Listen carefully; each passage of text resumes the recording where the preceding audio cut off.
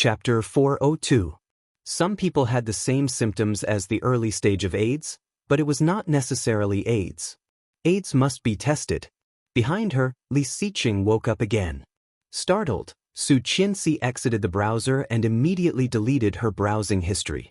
She put the phone aside. He turned around and looked at her. In the dark, he looked even more mysterious. Su Qianxi saw it and asked in a low voice, "What's wrong?" Li Xiqing did not answer. He leaned over, put his leg on her, and closed his eyes comfortably. Being hugged, Su Qianxi also nestled in his arms, staring at his chest motionlessly. She stayed awake for most of the night and did not fall asleep until after midnight. When she woke up, Li Xiqing was already gone. After washing up, she walked out and found that he had been working in the study early in the morning. He was so busy that he could fly. Su Qianxi did not want to disturb him and went downstairs for breakfast. There was a parking space on campus, but it would be too eye-catching to drive to school. Su Qianxi took a taxi and went to school. It was the end of the semester, and her studies were very busy. Su Qianxi had asked for a few days off because of her illness and missed many classes. After a day of classes, Su Qianxi was still studying in the library. Her phone rang. It was Li Xiqing. "Still in class?" "Yes, I'm studying. I promised Grandpa that I would take you there today." Su Qianxi had completely forgotten about it. Now that he reminded her, she suddenly felt like she had just woken up from a dream. She nodded, packed up her books, and rushed out with her backpack. At the school gate, she immediately saw the Bugatti surrounded by a lot of people. Seeing Su Qianxi walking toward the car, many people knew who it was. "It's Mr. Li. Wow, a rich guy is so different. He changed his Maybach to this car.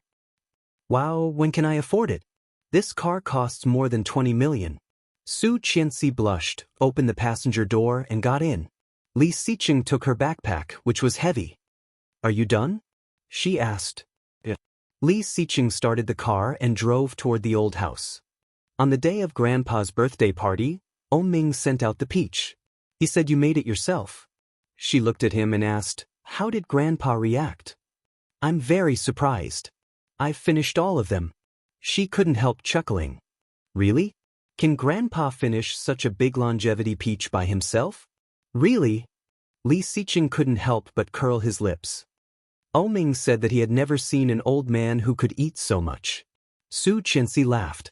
Thinking of Grandpa's kind face, her heart was slightly warm. In this world, before Li Xiqing, Grandpa was the only person who treated her well. He glanced at her in the rearview mirror and found that although she was smiling, she did not seem to be in a good mood. Or rather, it had been like this for the past few days. She looked normal, but one could see that she was troubled. "Mrs. Li, I'm your husband. If you have any unhappy things, you can tell me. Don't keep it to yourself. It's not good for your health." "Don't you have anything to say to me?" Su Qianxi was dazed and looked at him. He had lost weight recently.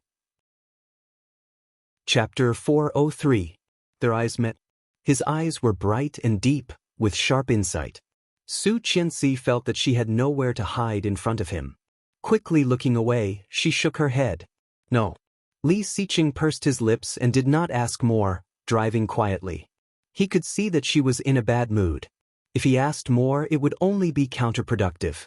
When they arrived at the old house, it was time for dinner. Lu saw them coming from a distance and greeted them with a basin of water. She complained, "Why did you come back so late? Today is the New Year's Eve. Come and get rid of the bad luck. God bless us." Lu dipped a stick of mugwort in the water and threw it at them. There were grains and charms in the basin. Su Qianxi and Li Xiqing stood at the door after Lu threw the water at them. Captain Li saw Su Qianxi coming in and felt sorry for her.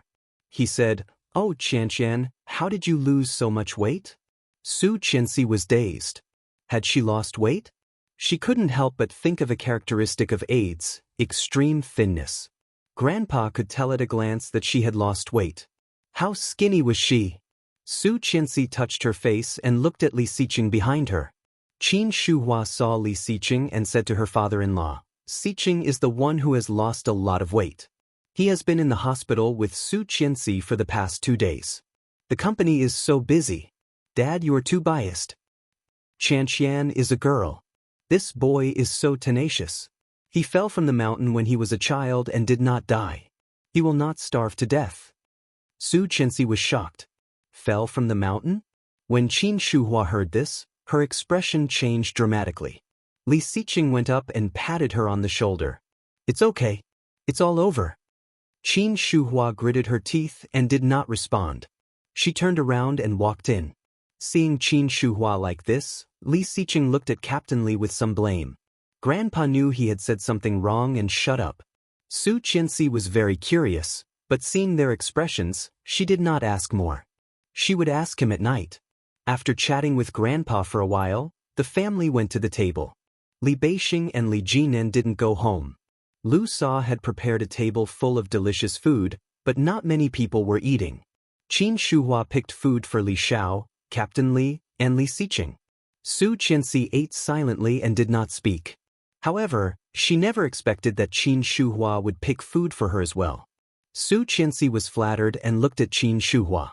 Qin Shuhua looked a bit embarrassed, but when she saw Li Zhao's eyes, she still said, Qianxi, I used to be obsessed and thought Tang Menjing was good. Now I know what kind of person Tang Menjing is. I have been fooled for a long time. It must have been hard on you. I thought Tang Menjing's child was really Xiqing's. After all, it was a paternity test. I didn't know she could fake something like that. It was my fault. Qianxi, forgive me, okay? Su Qianxi was a bit scared and looked at Li Xiqing helplessly. He looked at her, his eyes deep. Mom is talking to you. Su Qianxi suddenly came to herself and whispered, Mom, I never blamed you. Chapter 404. She looked down and nodded. Yes. After dinner, Captain Li took out the couplets he had written early in the morning, as well as the window decorations that Lu Sa and Qin Shuhua had cut in the past few days. He threw all of them to Li Xiqing and said, Don't think that you can be lazy just because you came back so late. Go and paste them all for me. Don't miss any. He smiled and took it. Su Qianxi went forward to take some curtains and went to help with the glue. Su Qianxi felt it was a bit difficult to stick them in each room. She felt that her body was getting worse. If it was in the past, she definitely wouldn't be so tired. By the time he was done, 2 hours had already passed. Grandpa asked them to stay at the old house, and Su Qianxi had no objection. However, Li Xiqing had something to deal with and left in a hurry.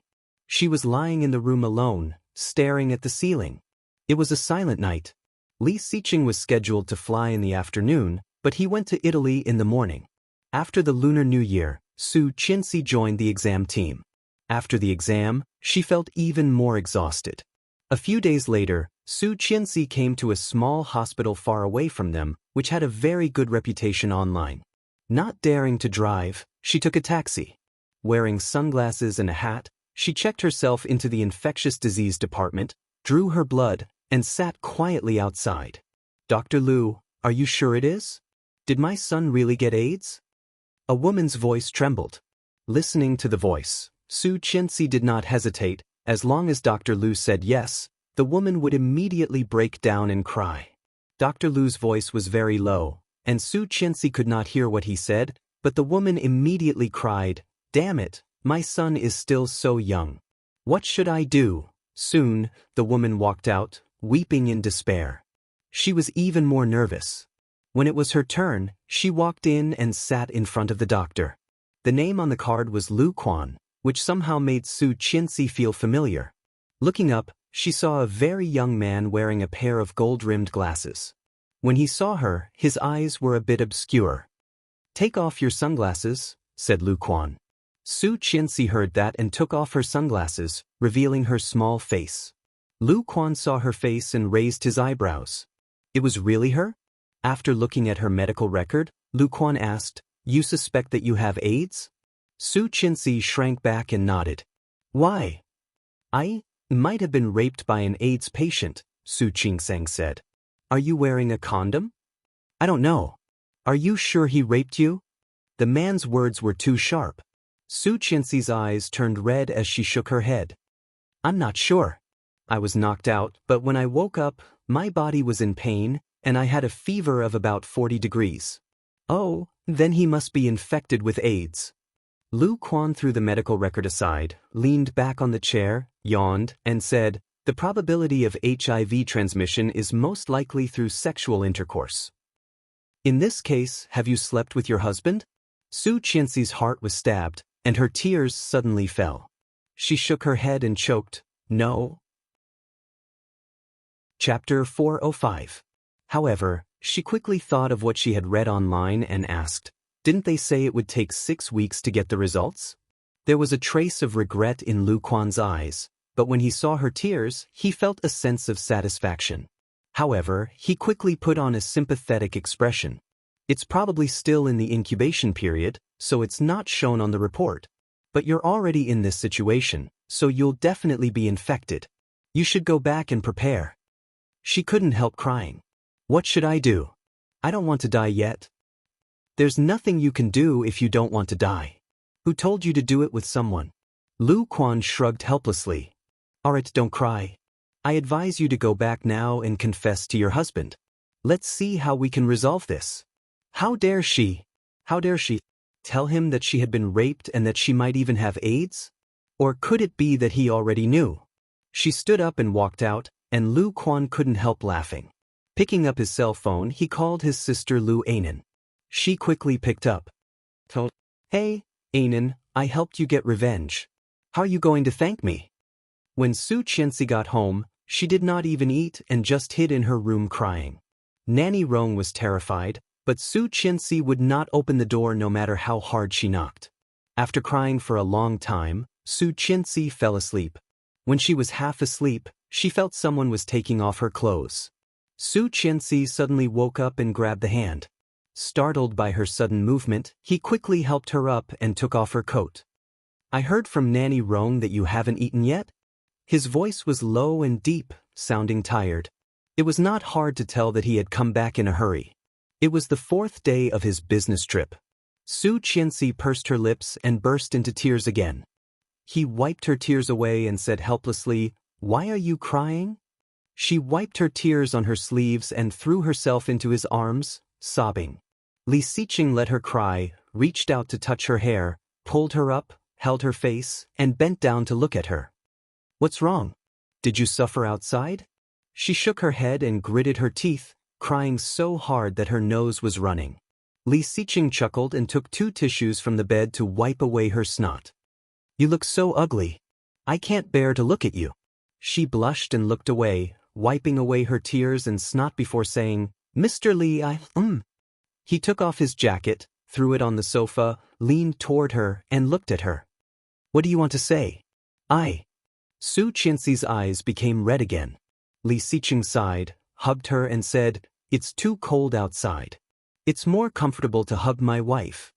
Su Qianxi blinked, and his lips were already on hers. The kiss went from shallow to deep. Su Qianxi's heart pounded, and she hugged him. He hugged her and pushed her onto the bed. Lifting her sweater with his big hand, he reached under her clothes, breathing faster and faster. She suddenly thought of something, raised her head, and shouted, "No." Chapter 406. Su Qianxi's clothes were taken off very quickly. Blushing, she still gritted her teeth and refused. "No, no." "But..." He stopped and looked at her. "But..." Su Qianxi stuttered, her heart palpitating. When the words were on the tip of her tongue, her tears fell again, and she burst into tears. Li Xiqing was confused by her crying, so he stopped asking and leaned over to press her down. Su Qianxi only had a pair of bottoms left, and nothing else, just her underwear. Li Xiqing reached in and unbuckled her bra. She shrank back, trying to push his hand away, but he was even more aggressive. Spreading her legs with his thighs, he put his knee between her legs and whispered, "I'm more excited when you do this." Su Qianxi suddenly stopped moving. Li Xiqing curled his lips and kissed her neck sincerely. Every touch was like a feather, gently tickling her all the way to her heart. Su Qianxi burst into tears again. Choking, she said, "Mr. Li, Her soft voice made Li Xiqing's already restless beast even more uncontrollable. He moved forward and gently rubbed her neck through her clothes. Su Qianxi clearly sensed him and shrank back. Panting and scared, she whispered, "Let's get a divorce." Li Xiqing narrowed his eyes, feeling dangerous. Lowering his head, the tip of his nose against the tip of his nose, they looked at each other. "What's the reason this time?" Li Xiqing was really angry. Looking at her, he felt she was a naughty child. "If you say that too much, it will no longer be romantic, Mrs. Li." Su Qianxi burst into more tears. Putting her hand on his chest, she said. However, he obviously did not want to hear her out. He kissed her lips, unzipped her pants, and pulled them down. Su Qianxi struggled even harder, but he was so aggressive that she could not fight back at all. Crying even harder, Su Qianxi finally couldn't take it anymore and said loudly, "Mr. Li, I was raped. Do you know that?" Li Xiqing paused and suddenly composed himself. His eyes were like that of an ancient beast, dangerous. "What did you say?" She burst into tears, desperate to the extreme. Under him, she was so wrong that she could not speak. He let go of her and helped her up. Wiping away her tears, he asked in a low and dangerous voice, "Who is it? During my business trip?"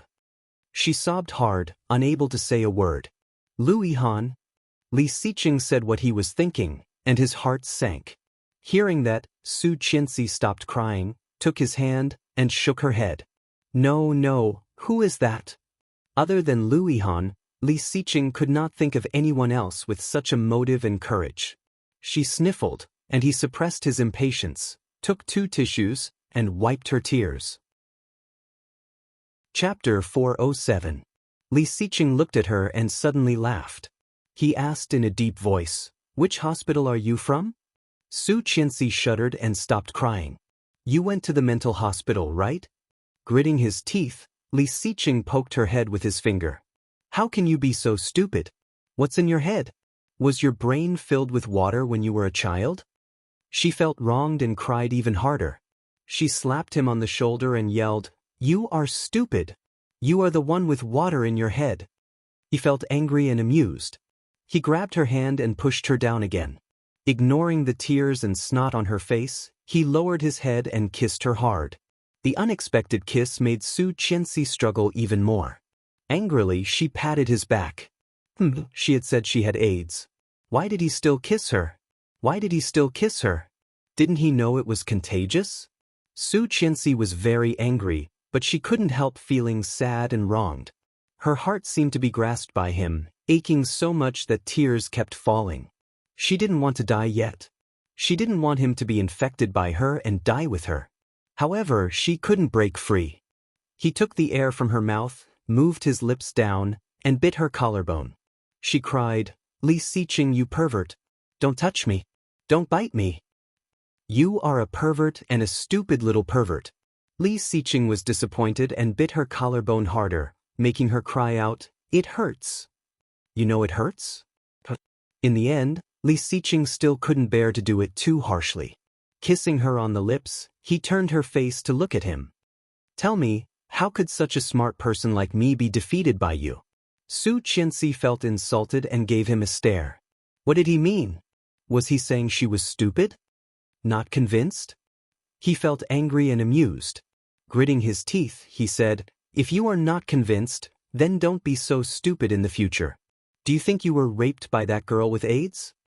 Su Qianxi pursed her lips and almost cried her heart out. "That person did take the medicine, but when I went over, he hadn't completely acted up. It was only after I beat the old woman up that he acted up." She stared at him incredulously and blurted out, "You hit a woman?" Li Xiqing was speechless. He glanced at her gloomily and said matter-of-factly, "In that kind of situation, it would be good if I didn't kill her." And then? Then the medicine took effect on the monkey. I gave the old woman to him. Su Qianxi's eyes widened.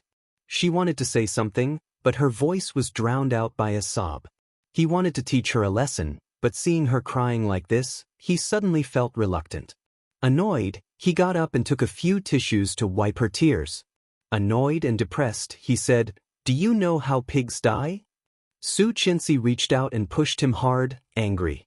Li Xiqing leaned down again and whispered, "Are you angry?" Su Qianxi looked away and tried to recall in her mind. Li Xiqing chuckled. Don't you know if you've ever been touched by anyone? Chapter 408. When I woke up, I had such a high fever and my whole body was in pain. She sounded aggrieved.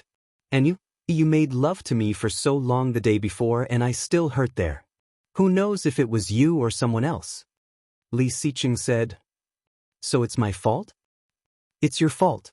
Su Qianxi yelled angrily and stared at him with a red face, seeming that if he did not admit his mistake, she would cry. Li Xiqing chuckled and said, Okay, it's my fault. Perfunctory. However, she looked away and couldn't help smiling. Li Xiqing looked at her and whispered, You're not crying anymore? Su Qianxi looked away, avoiding his face. He leaned in again and was about to kiss her. She looked away in disgust and turned her head away. He leaned in again, and she avoided again. This time, he did not manage to kiss her. Not kissing her, he lowered his head and kissed her on the neck, making her exclaim. I feel bad, he complained, grabbing her hand and touching it. I've been without food for so long. It's time to give me some benefits, Mrs. Li. Wait a minute. She pushed him. But when I was in a coma, I felt someone was taking off my clothes. That was definitely not an illusion. Li Xiqing paused and said calmly, Probably not. It should be Rong Haiyue. Taking off my clothes? Yes, he picked you up from the water and took off your sweater and coat. He was injured at that time. Although he was not very happy, taking off the sweater and coat did save a lot of energy. Oh, she understood. He saved me. I know. She shivered sensitively. He kissed her and said in a low voice, When the new year, we will go to the capital to visit and thank him. But don't touch there. What about here? He pulled down her pants and took off her clothes. He couldn't wait to get rid of the restraints on his body. Su Qianxi felt a bit cold because of the wind caused by his movements. She reached for the quilt and covered him with it. Su Qianxi flinched and thought of something. She asked, Where is Tang Mengqing? Tang Zhenghao fled with the money, Mrs. Tang was in jail, and Tang Menjing was behaving like that. Where was Tang Mengqing? She lives at my uncle's house.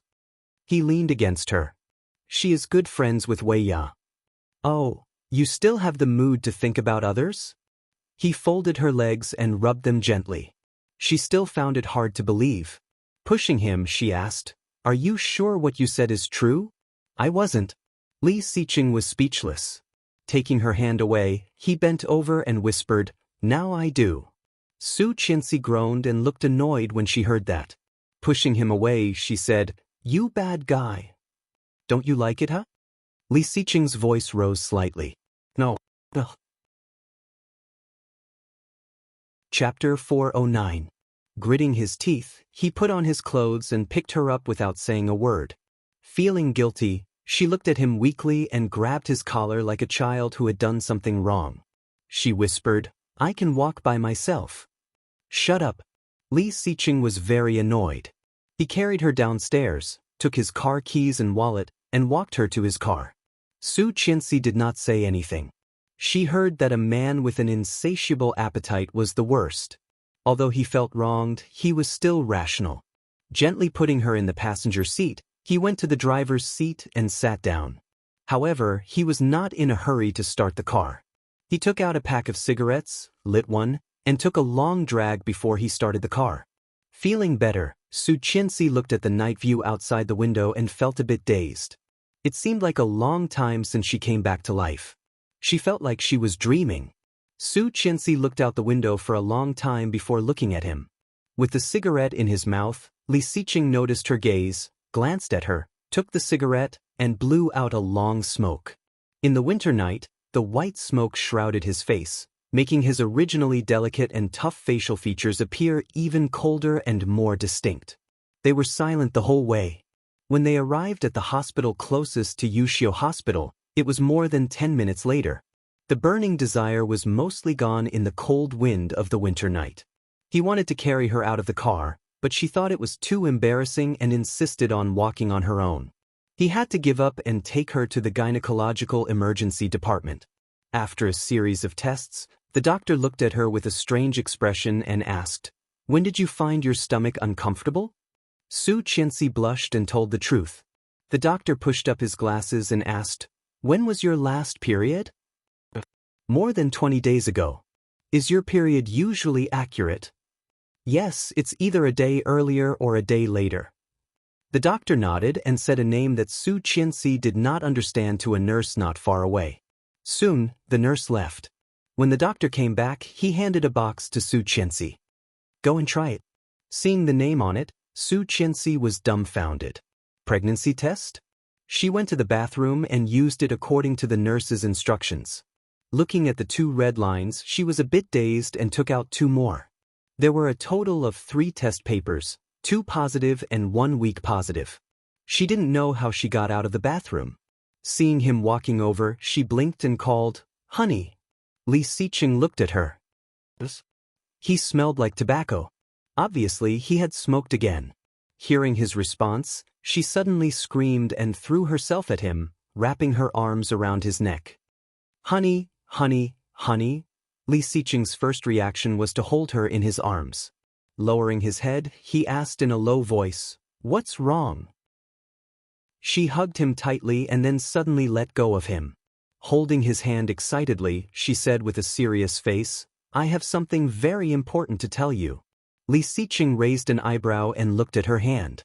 She hid it behind her and pretended to be unhappy. "What happened?" He reached out and was about to grab her hand. She dodged and said, "Don't move. Stand there." He stopped moving and looked at her. She took out a pregnancy test, waved it in front of him and asked, "Do you know what this is?" Chapter 410. Hearing that, Su Qianxi's good mood suddenly disappeared. She reached out and punched him. Li Siqing's cold and deep eyes became softer, holding her fist. Su Qianxi's punch missed, and she kicked him with her foot. This time, Li Siqing did not avoid it. His eyes were full of joy and his face was always cold. He reached out and pulled her over, taking out the test papers behind her. The 3 objects and the bright red lines stimulated Li Siqing's vision. His lips became wider and wider. Su Qianxi was a bit annoyed and hit his chest. "You are so ignorant. You have short hair and short vision." Li Siqing hugged her from behind, looked down at her face, and whispered, "Well, I don't see that this is a pregnancy test at all." When Su Qianxi heard that, the unhappiness on her face disappeared instantly. She reached out and pinched his face, saying angrily, "You are playing with me." Li Siqing's smile became wider and wider, holding her hand and whispered, "You played with me first, Mrs. Li." Seeing his rare smile, Su Qianxi chuckled, wrinkled her nose, and looked disgusted. "Go away. Did you already know?" "I just saw the nurse go to get the pregnancy test paper." "No wonder." Su Qianxi was a bit disappointed and pushed him. "Can't you pretend to be surprised by me?" "Why do I have to pretend?" Li Siqing's eyes were sparkling, as if he wanted to suck her in. He couldn't help putting his hand on her lower abdomen. Su Qianxi smiled happily and took his hand away. "Go away, I'm going to see the doctor." "Okay." Li Siqing watched her walk into the clinic, and his forced calmness finally broke. He clenched his fists and hit his thigh hard, feeling that he was going crazy. She was pregnant, she was pregnant.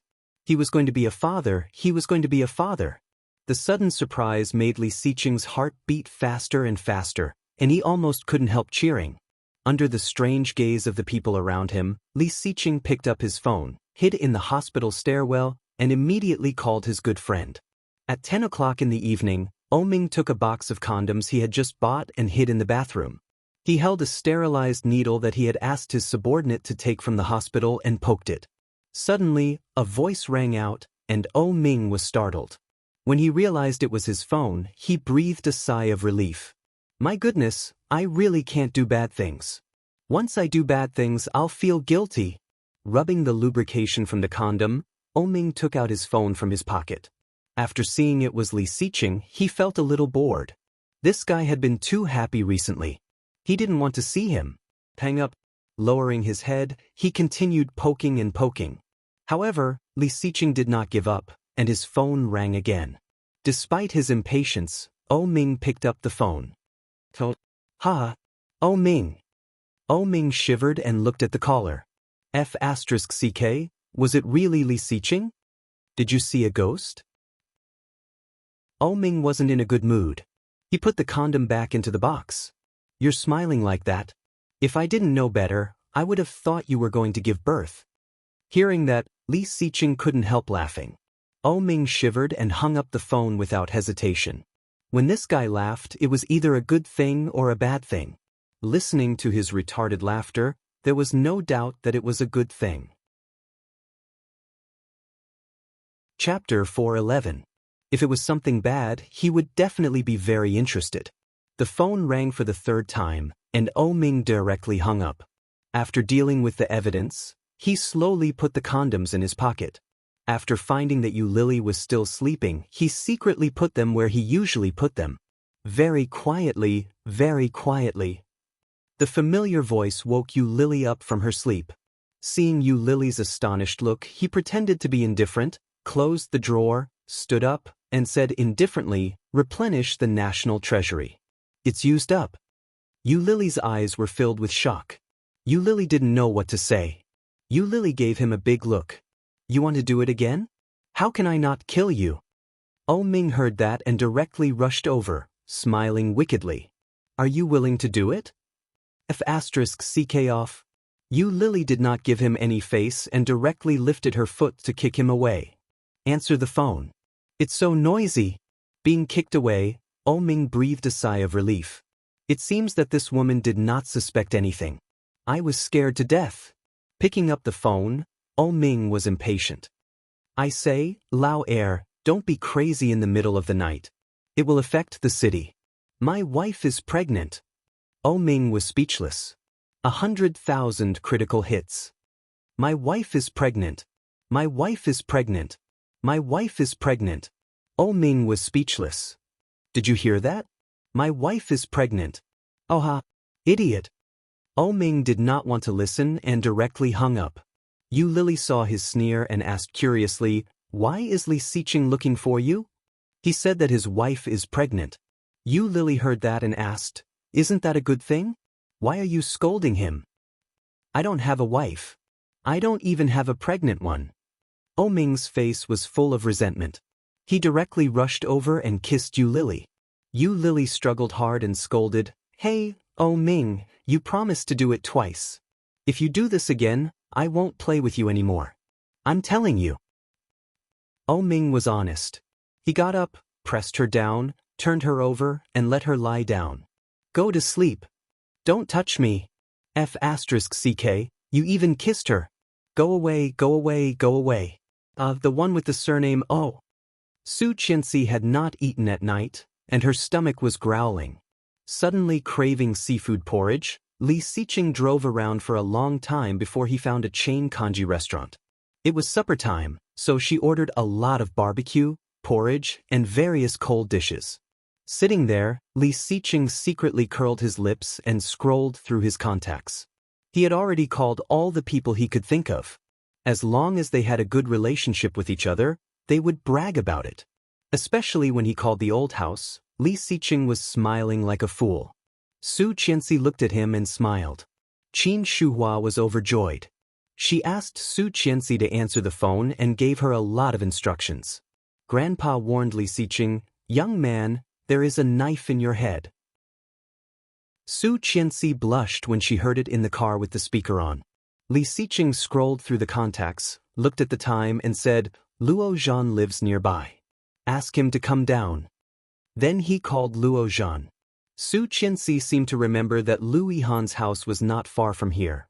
As a nerd, Luo Zhan was certainly doing what a nerd should do at this time. Hearing the phone ring, his hand suddenly trembled.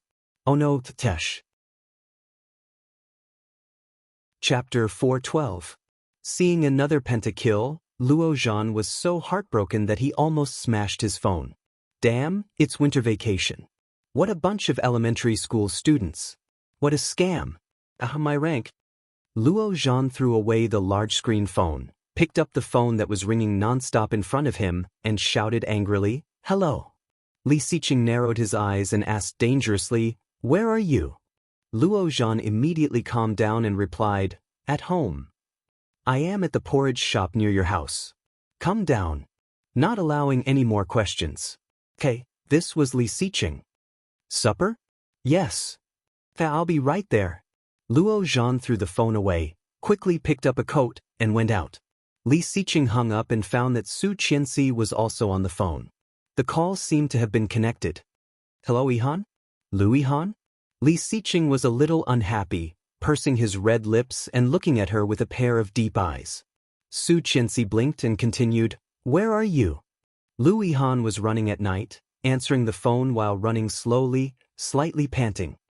"I am running outside. What's wrong?" "I am at the XX park near your house. Come over if you have time. I have something to tell you." Lu Yihan looked around. "Give me 10 minutes. "Okay, I am in room 88. "Okay, see you later." Lu Yihan hung up the phone and started running again, but this time, he was much faster than before. At the door of the porridge shop that Su Qianxi mentioned, Lu Yihan stopped, calmed his breath, and walked in. However, when he entered, a huge force hit him from behind. Lu Yihan was caught off guard and almost fell. Turning his head, he saw a man in a gray coat with a hood over his head. His hair was a bit messy under the hood. He apologized to Lu Yihan. I'm sorry. Lu Yihan looked over and found that this person was a bit familiar. His expression became strange. "It's you?" Luo Zhan took a closer look and recognized Lu Yihan.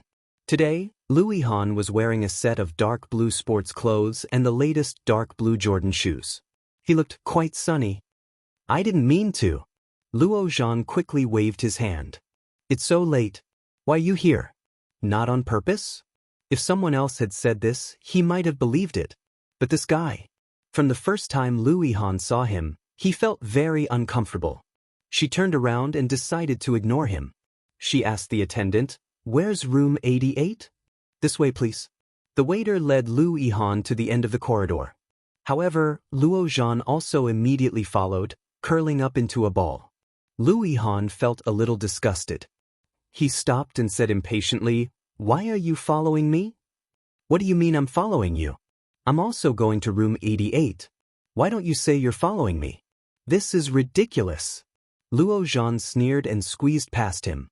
He pushed the door open and shouted, "Brother, why are you looking for me so late at night?" Li Xiqing was peeling the shrimp shell for Su Qianxi. His movements were slow and elegant. Seeing Luo Zhan coming in, followed by Lu Yihan, Li Xiqing chuckled. "When did you two start dating?" Chapter 413. No way. Luo Zhan was very likely to be gay. Was Lu Yihan turned gay? Slow down. Li Xiqing poured her a cup of tea. Hearing that, Lu Yihan walked in with a gloomy face. "Why didn't you wear your glasses today?"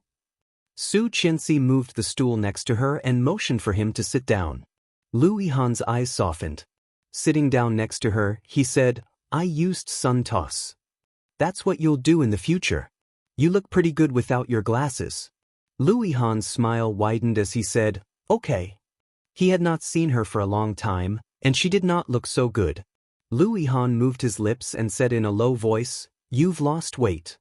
Hearing Lu Yihan's cryptic tone, Li Xiqing felt it was harsh. He quickly peeled the shrimp, dipped it in the sauce, and fed it to Su Qianxi. "Honeytha." Su Qianxi did not hesitate to take a bite of the shrimp. After eating half of it, Li Xiqing put the other half in his mouth. After eating, she glanced at Lu Yihan casually. Lu Yihan's expression at the moment was indescribable. "Ouch, it hurts my eyes." Luo Zhan covered his eyes. "It's not good for you two to show up late at night, right?" The waiter snickered and served them tea. Luo Zhan gulped it down unceremoniously and asked, "Go ahead. You usually don't come to me for no reason. Now that you've invited me for supper, there must be something you want me to do." Humph, look how well he knew him. Maybe he could blackmail him even more. Li Xiqing took a sip of tea and said slowly, "Nothing. I just wanted to tell you that Mrs. Li is pregnant, and I'm going to be a father." Luo Zhan stared at him with his eyes wide open. Louis Han's hand holding the cup slightly tightened. Looking at Su Qianxi, his eyes narrowed. Su Qianxi met his eyes and nodded happily. Han, I'm pregnant. Louis Han's heart suddenly felt like it had been bounced by a spring. With a smile on his face, he pretended to be relaxed and said, "That's great. Can I be a godfather?" Su Qianxi put her hand on her belly, and her pale face was shrouded in the glow of happiness. "Definitely." Lu Yihan's eyes darkened. He picked up the teacup and took a sip. Li Xiqing clearly noticed that the smile on his lips was a bit stiff. "Come, let me introduce you." She looked at Luo Zhan. "Luo Zhan, this is my good friend, Lu Yihan." "Yes." Luo Zhan pouted. He also knows Ming's woman. "Of course, Lily and I are classmates, and Yihan is in the same class as us. We often play together." Su Qianxi looked at Lu Yihan. "Isn't that right, Yihan?" "Yes, we are very close." When Lu Yihan said this, he glanced at Li Xiqing and chuckled. Li Xiqing clearly noticed his provocation and raised an eyebrow. Luo Zhan clearly felt that the atmosphere was not quite right, so he quickly tried to smooth things over. "How can we not drink on such a happy day? How about some?" Then, before anyone could answer, he shouted, "Waiter, 2 dozen beers." 2 dozen? Su Qianxi was shocked. "Mr. Li has a weak stomach and cannot drink beer. It's too cold." Chapter 4:14. Drink. He gave Su Qianxi a comforting look. "It's okay to drink a little." Su Qianxi did not say anything. He looked at Lu Yihan again. "Godfather Lu, are you coming? Let your biological father compete with you." Lu Yihan's hands trembled. Looking up, he met Li Xiqing's playful eyes. This guy was doing it on purpose. Godfather? Biological father? Ha, come on. Lu Yihan slapped the table and stood up. Seeing the waiter carrying 2 bottles of beer in, he waved his hand. "Open all." Su Qianxi was secretly shocked and pulled the corner of Li Xiqing's shirt. "Don't drink too much." "I know what I'm doing," Li Xiqing comforted him, but he already had a plan in mind. "Come on, let's drink to our biological father."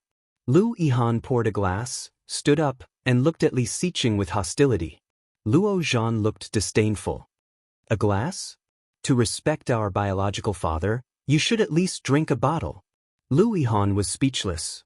"Come on, let's drink to our child's godfather." Li Xiqing picked up a bottle and gulped it down. Lu Yihan felt his face was burning and sullenly took another bottle. "Godfather, let's drink 2 bottles." After gulping down a bottle, Lu Yihan followed up with another. Su Qianxi was shocked and exclaimed, "It's easy to get drunk like this." Lu Yihan looked at her, and his eyes softened. He whispered, "It's okay. I can drink better than you think." Li Xiqing was furious, sneered inwardly and shouted, "2 more dozen." In less than half an hour, the 3 of them had drunk 6 dozen beers. In other words, it was 3 people, but in fact, the main force was Luo Zhan and Lu Yihan. After Li Xiqing drank 3 or 4 bottles, Su Qianxi ordered him to stop. He also found a perfect excuse to drive and stepped aside to watch the game with his wife in his arms. Luo Zhan and Lu Yihan's drinking capacity was not bad, but it was definitely not good. After drinking so much in a row, it was inevitable that they were a bit drunk and started to brag. Luo Zhan put 1 foot on the stool and pointed to the sky. "Let me tell you, if I were in school, I would be loved by everyone. Look at my face, is it bad? It's because I'm too demanding that I can't find a girlfriend now, and my 2 sisters-in-law even think that I'm gay. You mother-f***er bullied me, doubted me." Lu Yihan leaned on the table and blushed. "Come on, I haven't told her that when I was in school. I was chased all the way home. Qianqian knows. You can ask her." Su Qianxi chuckled. "That's nothing. When Yihan was in school, he was already named the top hacker in our school forum. He's awesome. Tisk." Luo Zhan was dismissive. He looked up at the sky and said weakly, "When I was in school, I was already an international hacker. Top hacker is nothing." "Are you still not convinced?" Lu Yihan looked contemptuous and got up from the table.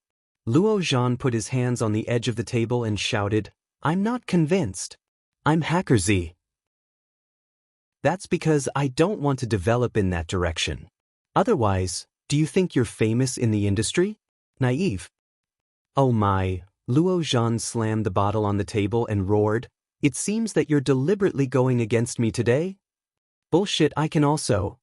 Lu Yihan said contemptuously. What's there to fight about? Li Xiqing said casually as he poured water for Su Chenxi. Just go and compete. Luo Zhan has several computers at home. Yes, go to my house, compete. Luo Zhan got off the table and reached out to Lu Yihan. Let's go.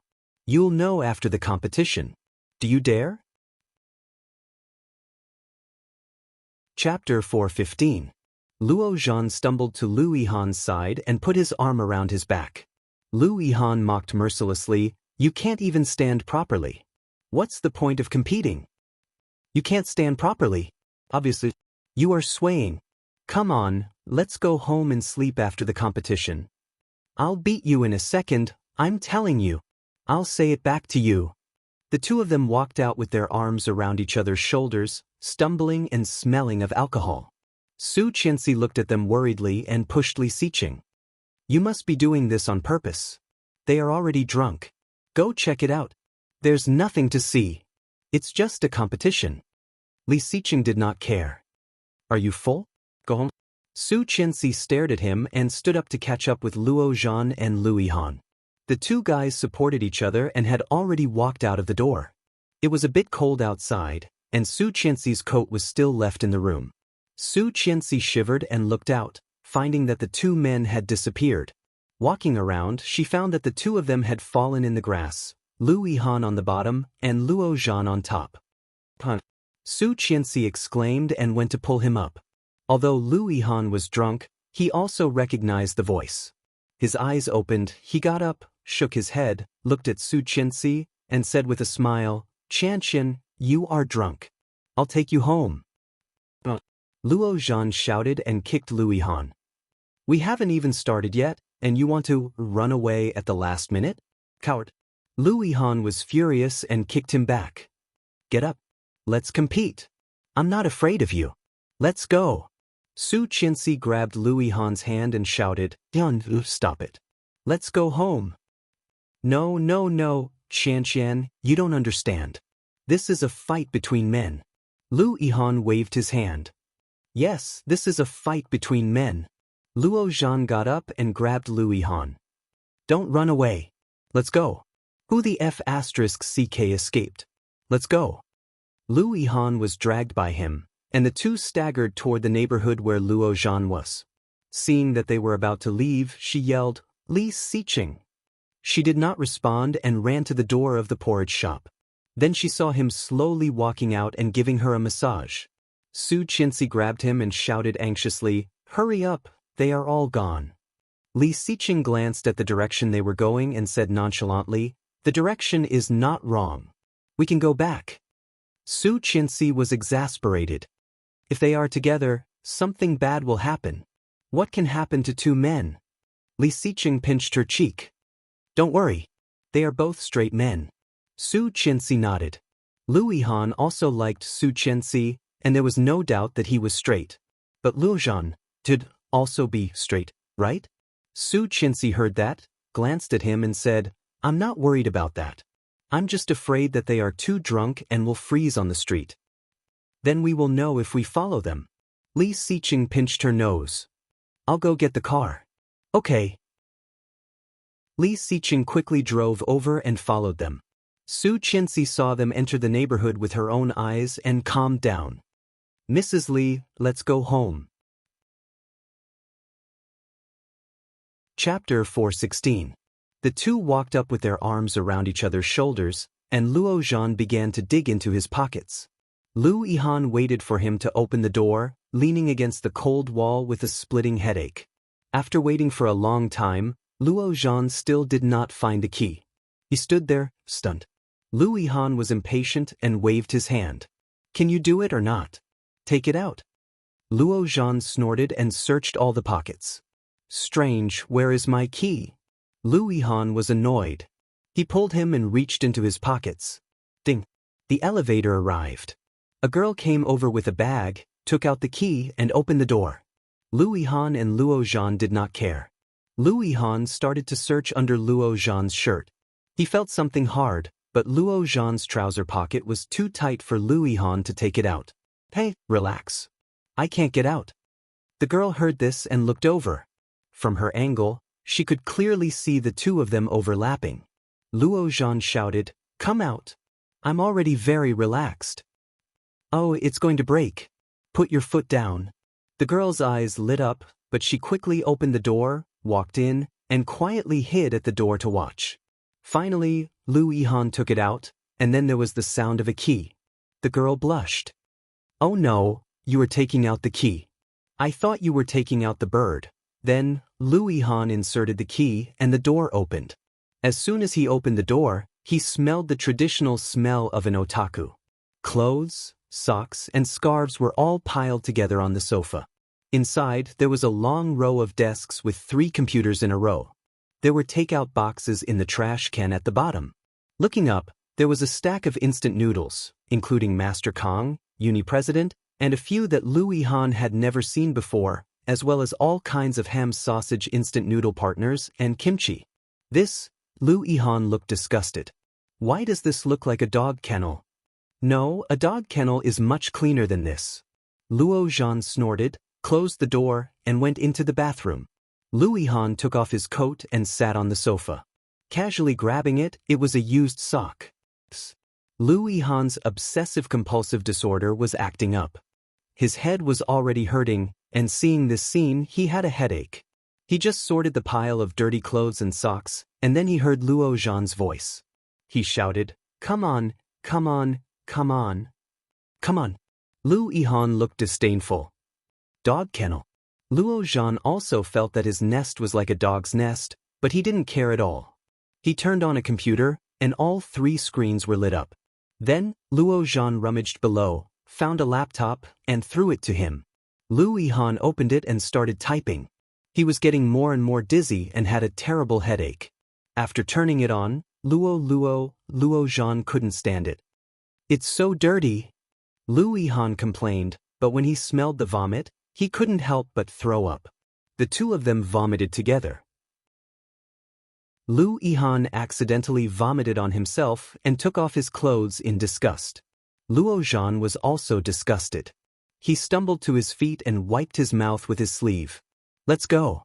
I'll take you to a clean place." As she spoke, she took off her shirt, pulled Luo Han back to the room, and fell into her own bed. The room was much cleaner. Luo Han didn't mind and fell into his bed. The two of them, one horizontally and the other vertically, were sleeping soundly, completely unaware of what was happening. In the middle of the night, Luo Han was shivering from the cold. He hugged a stove and slept soundly. Chapter 417. Seeing this, Luo Zhan snorted. "There are clothes in the closet. Put one on and get out." Luo Han walked to his closet and opened it. There was a strong smell of rancidity. Luo Han was about to throw up. His first reaction was to close the closet door. Resisting the urge to beat him up, he gritted his teeth. "Can't you live like a human being?" Luo Zhan rolled his eyes at him. "Wear it or not. I don't even want to wear my new clothes." There was no heating in the south, and it was raining outside. The temperature was only a few degrees. Luo Han shivered in the cold, jumped onto the bed, and pulled the quilt over him. Hey, what are you doing? Are you gay?" Luo Zhan yelled. Luo Han was much stronger than him. Pulling the quilt over to him, he felt much more comfortable. Luo Zhan did not have anything on him. Leaning against Li Xiqing's cold body, he did not fight him, in case he froze to death and had to take legal responsibility. Pursing his lips, Luo Zhan reached out to open the cabinet on the bed and pulled out another quilt. Rolling the quilt, he walked down, opened the closet, and threw a few clothes at Luo Han. After Luo Han was comfortable, he picked up the clothes and saw the brand new tags on them.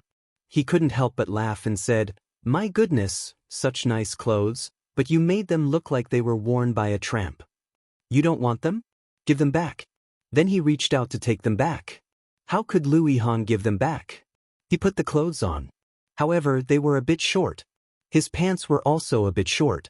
Lu Yihan stood up and purposely compared their heights. Lu Yihan was 185 centimeters tall, a little shorter than Li Xiqing, but he was definitely tall. However, Lu Yihan looked at him with disdain. Are you 1.7 meters tall? F*ck off. I'm 178 centimeters tall. Luo Zhan threw a punch at him. Lu Yihan dodged and said, Jacket, it's freezing.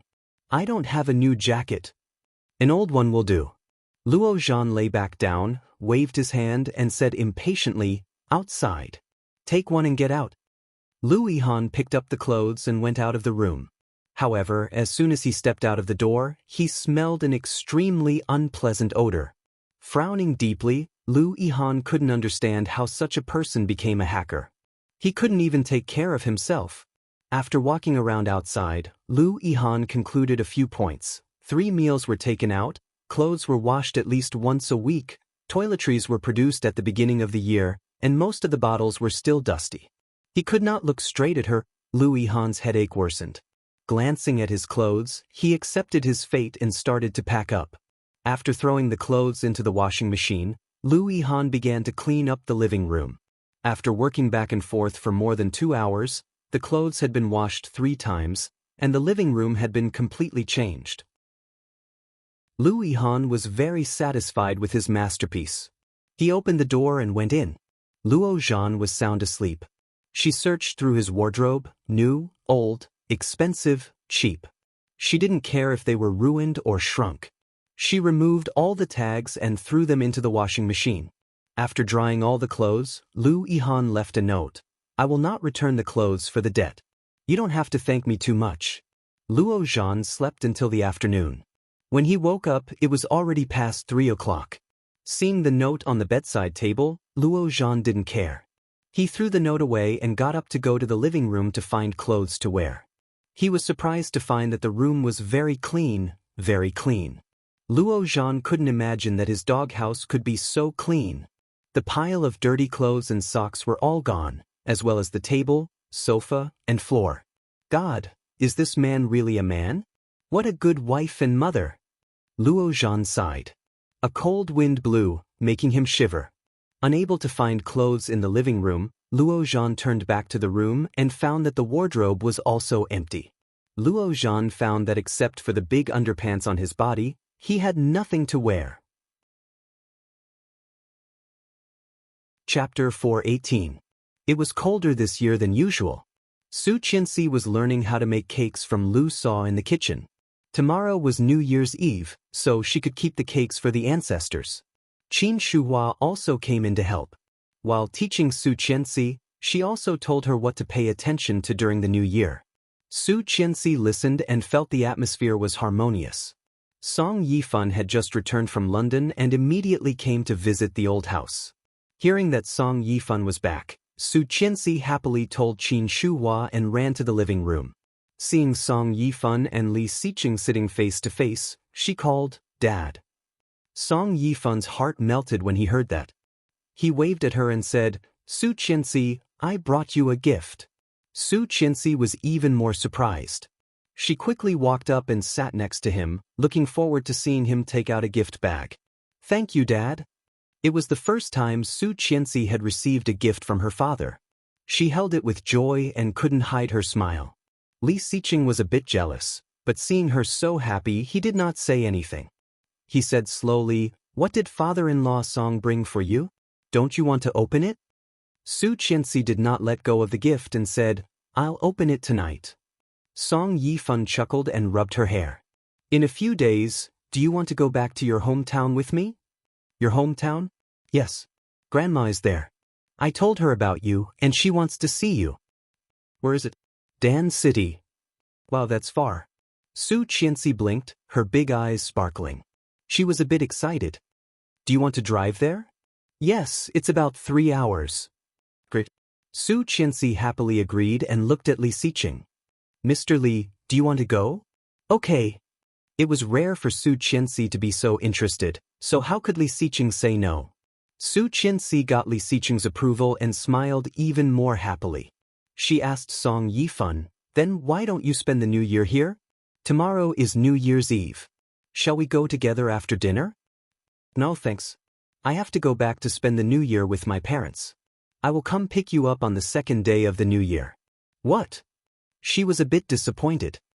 "You have to come all the way here?" "No, I'll let him drive there. We'll use the navigation. Give me the address." "Well, it's more convenient this way." He waved at her. "Come here." "What?" Although Su Qianxi was asking, she had already walked over. He reached out and hugged her in his arms. "It's a bit cold. Hug my wife to warm your hands." She blushed and nudged him with her elbow. "Don't be serious. It's really cold. Feel my hand if you don't believe me." She touched it, and it was indeed a bit cold. She grabbed his hand and put it in her pocket. With a smile on his face, Li Xiqing held her tighter. Song Yifan did not know whether to laugh or cry. "In front of me, who has been single for 10,000 years, is it appropriate for you to act like this? You'll get used to it." Li Xiqing did not feel embarrassed at all. Su Qianxi blushed and felt a little embarrassed.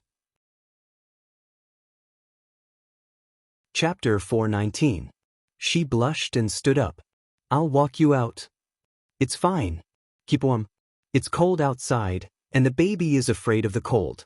Song Yifan waved his hand and walked out with his bag. After Song Yifan walked away, Li Xiqing could not help but start to grope her. Su Qianxi slapped his hand away and warned in a low voice, "We're still in the living room." "Then let's go back to the bedroom." Li Xiqing stood up with her in his arms and carried her back to the bedroom despite her protests. Su Qianxi blushed, reached out and patted his back, shouting, "Stomach, stomach." He paused and felt a bit resentful. He reached out and opened the door.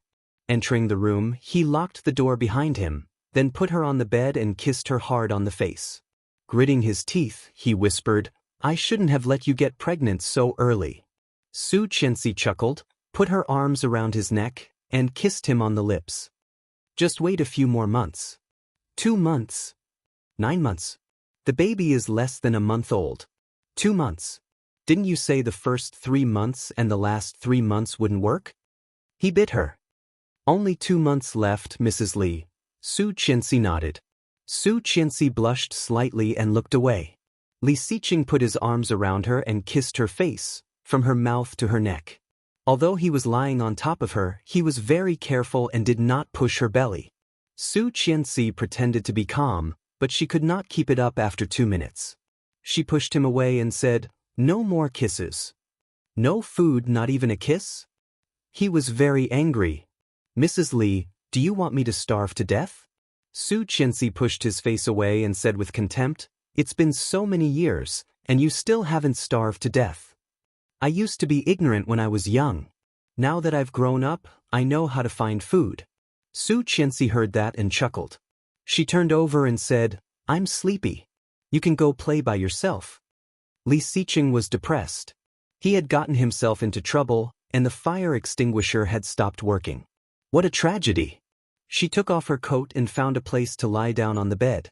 Li Xiqing followed her and hugged her tightly under the blanket. In the beginning, he was still obedient. She was in a daze, and she felt his hands touching everywhere. Her breasts were pinched, and her body shivered. She slapped his hand back. "Behave yourself." He stopped moving, but not long after, Su Qianxi felt that there was something rubbing against her behind. It moved a little and seemed to be getting more and more intense. "Oh, you are so annoying." She was annoyed and turned around. "I am sleepy, really sleepy." Sensing that she was really unhappy, Li Xiqing said sullenly, "You sleep. I won't touch you." Su Qianxi was speechless. If he didn't touch her, it would be even worse than if he did. Li Xiqing hugged her and kissed her on the cheek. "I was wrong. Don't be angry. Close your eyes." Su Qianxi was not sleepy anymore. She reached down and gently pinched him. "Ouch!" He gasped and looked at her. She was lying with her eyes closed, but her hands were moving, touching him softly. He pressed her hand down, and her face became redder and redder. Pretending to be fierce, she said, Just this once. Chapter 420. Su Qianxi blushed even more. Unbuttoning his shirt, she reached inside. Li Xiqing put her hand in and guided her. Su Qianxi closed her eyes and blushed the whole time. At the last moment, someone knocked on the door. Su Qianxi wanted to take her hand back but was stopped by Li Xiqing. Just a little bit more. Li Xiqing felt a bit uncomfortable, holding her hand. With a low growl, Li Xiqing wiped himself with a tissue and went to open the door. However, it was someone he had expected. Su Qianxi also got up and looked out. Standing in front of their door was a young man who looked about 24 or 25 years old. He had long hair, red lips, white teeth, and bronze skin, looking healthy and strong. Looking at his facial features, he was somewhat similar to Li Xiqing, but Li Xiqing looked more cold and reserved, while this man looked a bit dangerous and fierce, arrogant and domineering. He was very tall and looked a little taller than Li Xiqing, but his body looked much stronger than Li Xiqing. In such a cold winter, he was only wearing a tight black vest, which outlined his healthy and strong biceps, which made Li Xiqing's eyes twinkle. When the young man saw Li Xiqing, he whistled. "Long time no see, brother." Su Qianxi walked over and saw the man. Her eyes lit up and she said, "Brother-in-law." "Sister-in-law is so beautiful." Li Jinan curled his lips. It was not a big smile, but it was very eye-catching. It was the first time that Su Qianxi had been complimented by a man of his age. She blushed and said, "Thank you." Li Xiqing felt a sense of crisis. He pushed his brother away and slammed the door. Su Qianxi blinked and looked at him in confusion. He grabbed her arms and whispered, "Don't be seduced by my brother. Although he is handsome, he is very dangerous." Su Qianxi smiled and said helplessly, "He is your brother." However, Li Jinan was indeed very dangerous. Captain Li's generation was a general, and Li Xiqing and Li Jinan's generation was the third generation of the military. Except for Li Xiqing, the three brothers of the Li family had all joined the army. However, Li Beixing was a true lieutenant colonel. As for Li Jinan, it wasn't easy for him to obtain a few military merits in Xinjiang and become a major, but he had to retire at the most critical moment. In her past life, Li Jinan had probably informed his family about his retirement around the same time. There was no way of knowing what Li Jinan did after that. He would only return home twice a year, but the things he did were definitely not good things that could be seen by others. Li Jinan was given the cold shoulder and rubbed his nose. Qin Shuhua walked out. When she saw Li Jinan, she was overjoyed. "Jinan, when did you get back?" Li Jinan smiled and called out, "Mom, did you miss me?" Qin Shuhua was overjoyed. She looked up and down and said, "Wow, you've lost weight, but you seem to have grown taller. Was it tiring in Xinjiang?" "I'm not tired." Li Jinan put his hands in his trouser pockets and looked at the door of his second brother's room. It seems that second brother has a good relationship with second sister-in-law. Chapter 421. I'm not cold. Li Jinan hugged Qin Shuhua. "Where is Grandpa?" "He's in the room. Let's go see your father." Qin Shuhua took Li Jinan's hand and was about to leave when Li Xiqing's door was opened again. Seeing him come out, Li Jinan was not in a hurry to see Grandpa. He stopped and said, "Brother, the same place?" Li Xiqing squinted, walked in front of him and said, "Let's go." Su Qianxi walked out and saw the brothers leaving one after the other. Looking at Qin Shuhua, she asked, "Mom, where are they going?" "Who knows? These two always have secrets." They've grown up." Qin Shuhua sighed and then seemed to think of something. Waving at Su Qianxi, she said, "Look at the children's clothes your aunt sent from abroad. I'll give them to you." "That's too soon." "Not soon. We have to ask your grandpa to give the child a name." Su Qianxi was a bit embarrassed. "How old is he?" "It's not even a month. It's better to be prepared. Come on." Li Jinan threw a cigarette to Li Xiqing, lit it, and took a drag. Li Xiqing looked at him with a complicated look. "Have you decided?" "Yes. It's not easy to be where you are now. Have you thought about it?" "I have submitted the application." Li Jinan let out a long puff of smoke. There is no turning back. Li Xiqing sneered and hit him on the shoulder. Dad will break your legs. Fine, I'll just give up my legs. Li Jinan grinned, bright but playful. I still have you. At most, I'll be punished and stay in the hospital for a few days, and everything will be fine. The punishment will hurt a lot. Li Xiqing let out a breath. Think about it yourself, but it's really a pity. You've already made it this far. How many people can't reach this level in their lifetime? When Li Jinan heard that, he knew that Li Xiqing approved of his way of doing things. He took his hand away with a smile and flicked the ash off his cigarette. This kind of life is boring. It's not what I want. You want to explore the world. Do you want to explore the world? I haven't decided yet. I'll see when the time comes. Anyway, I'm not going back to the army. It's boring. Li Xiqing patted him on the shoulder with sympathy and admiration. Then think about how to tell Grandpa and Dad. We'll talk about it after the new year. Let's enjoy the next few days first. Li Jinan's lips curled up. He was as ruffian as ever. He reached out and hammered him. I'll take you to a party tomorrow night. I guarantee it'll be fresh and exciting. Tomorrow is New Year's Eve. Stay at home and accompany Grandpa. You won't be home for many days. No, I have to go tomorrow. You go too. I want to accompany your sister-in-law. Bring sister-in-law along. Li Xiqing glanced at him and asked, What game? The bet? Li Jinan's voice lowered. I don't have any money. Li Xiqing was speechless. That was what she was planning. Turning around, Li Xiqing decided to ignore him. Back inside, Lu Sa was already preparing dinner. Qin Shuhua and Su Qianxi were sitting on the sofa, playing with a lot of things. There were children's clothes and toys. Li Jinan smiled wickedly.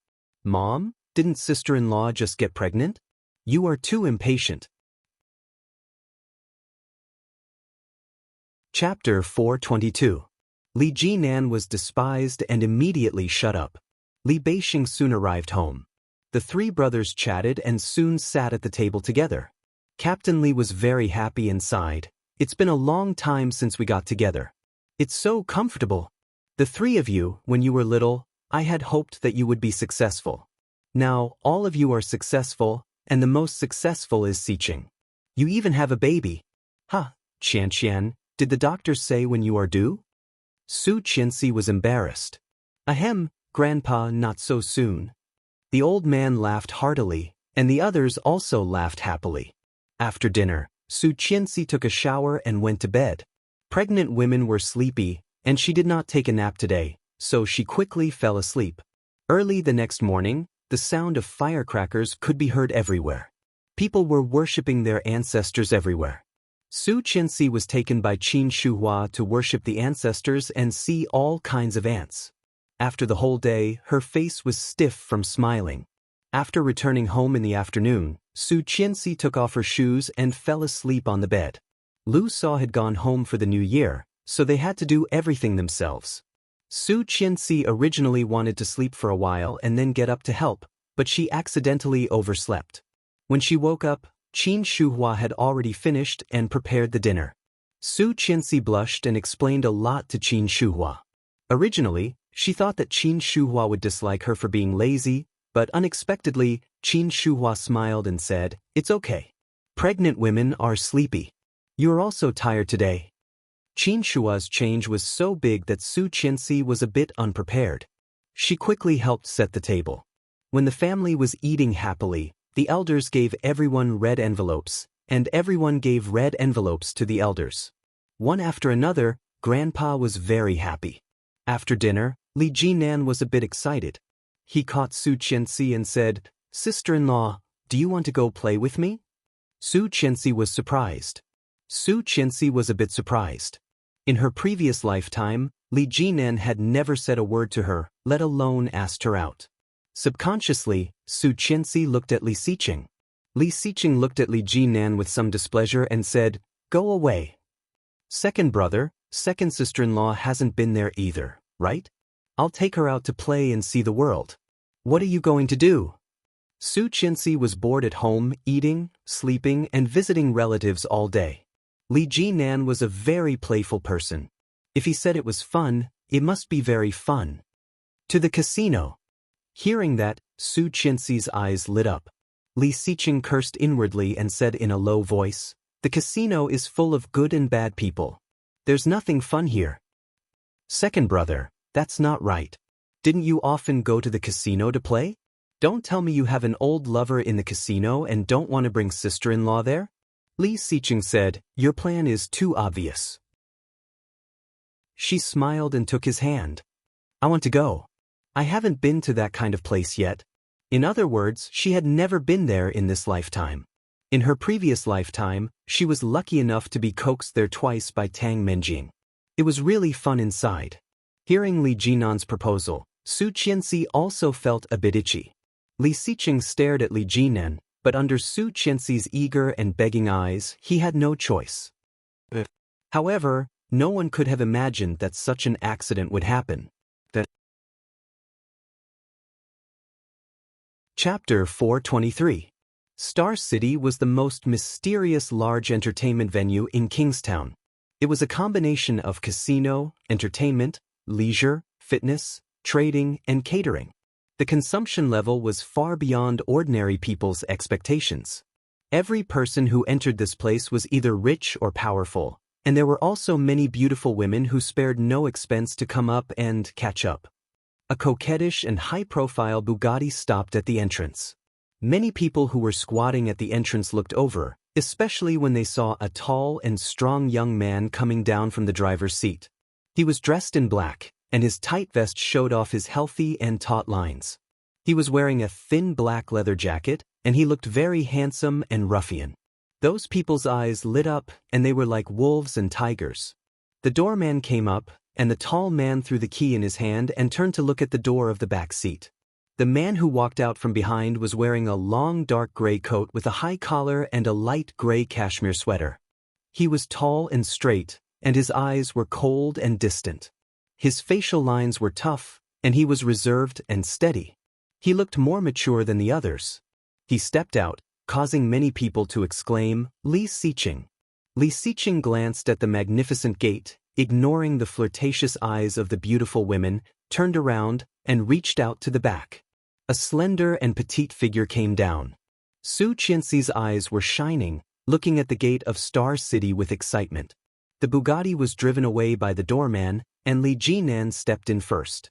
It was not the first time that Su Qianxi came to Star City, but every time she came, she felt a little excited. She skipped in excitedly, but she was hugged by Li Xiqing after 2 steps. "You're a mother now. Be careful." Su Qianxi pouted slightly and gave him a stare. However, this did not affect her good mood. Looking left and right, especially when she saw those big breasts and white legs, she subconsciously compared them with herself and couldn't help but cover her chest with her hand. Li Xiqing couldn't help but laugh and did not say anything, looking forward. Seeing Li Jinan walking further and further away, Li Xiqing also quickened his pace and called, "Jinan, wait a minute." The casino was on the 6th floor. When they took the elevator up, they heard the noise as soon as the elevator door opened. One by one, the sexy bunny girls held the trays in their hands up to their ears, twisting their waists in an enchanting manner. Seeing such a tall and handsome man like Li Jinan, she winked at him and handed him a glass of champagne. Li Jinan took it, and the unseriousness on his face disappeared. He smiled slightly and acted like a proper gentleman.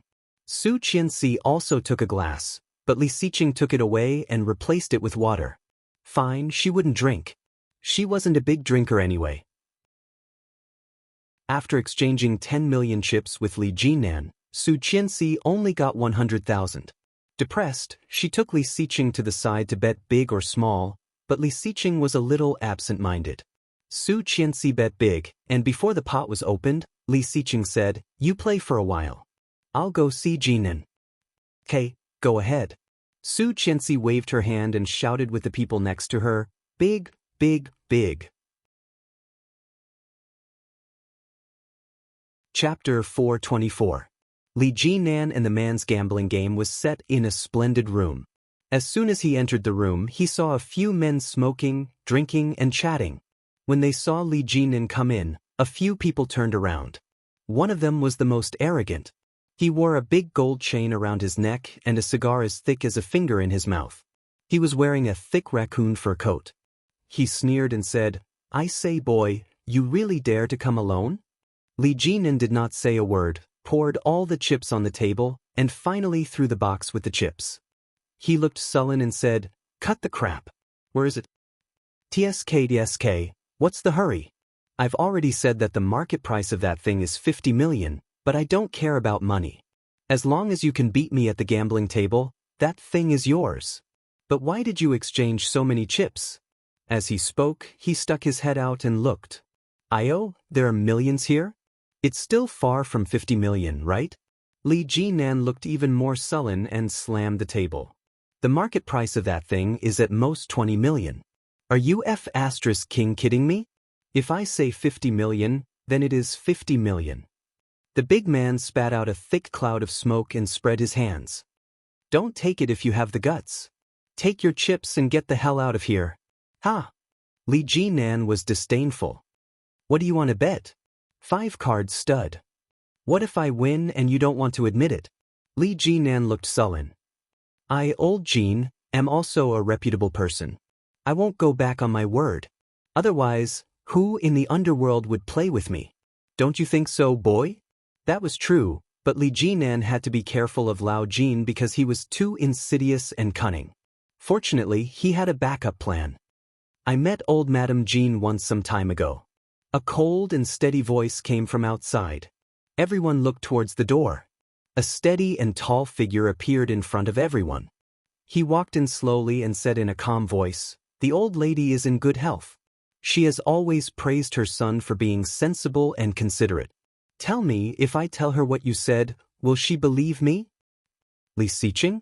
Lao Jin obviously recognized him. Although this guy was not in their circle, Li Siqing had been so famous recently that all the people in the legal circles had to give him face. Old Jin's mother, Mrs. Jin, was one of the well-known old artists in the country. Unfortunately, her health was getting worse and worse, so she didn't meet people easily. Some time ago, she had painted a jade sculpture for Li Siqing, which showed how influential Li Siqing was. Even Lao Jin had a whole new level of respect for this kid. Seeing Li Siqing here at this moment was far beyond his expectation. Li Siqing nodded. "It's me. I don't know what Mr. Jin has against my brother. Why don't we solve it together?" "This is your brother?" Lao Jin sneered. "No wonder you are so bold and generous. It turns out that you are Li Siqing's brother."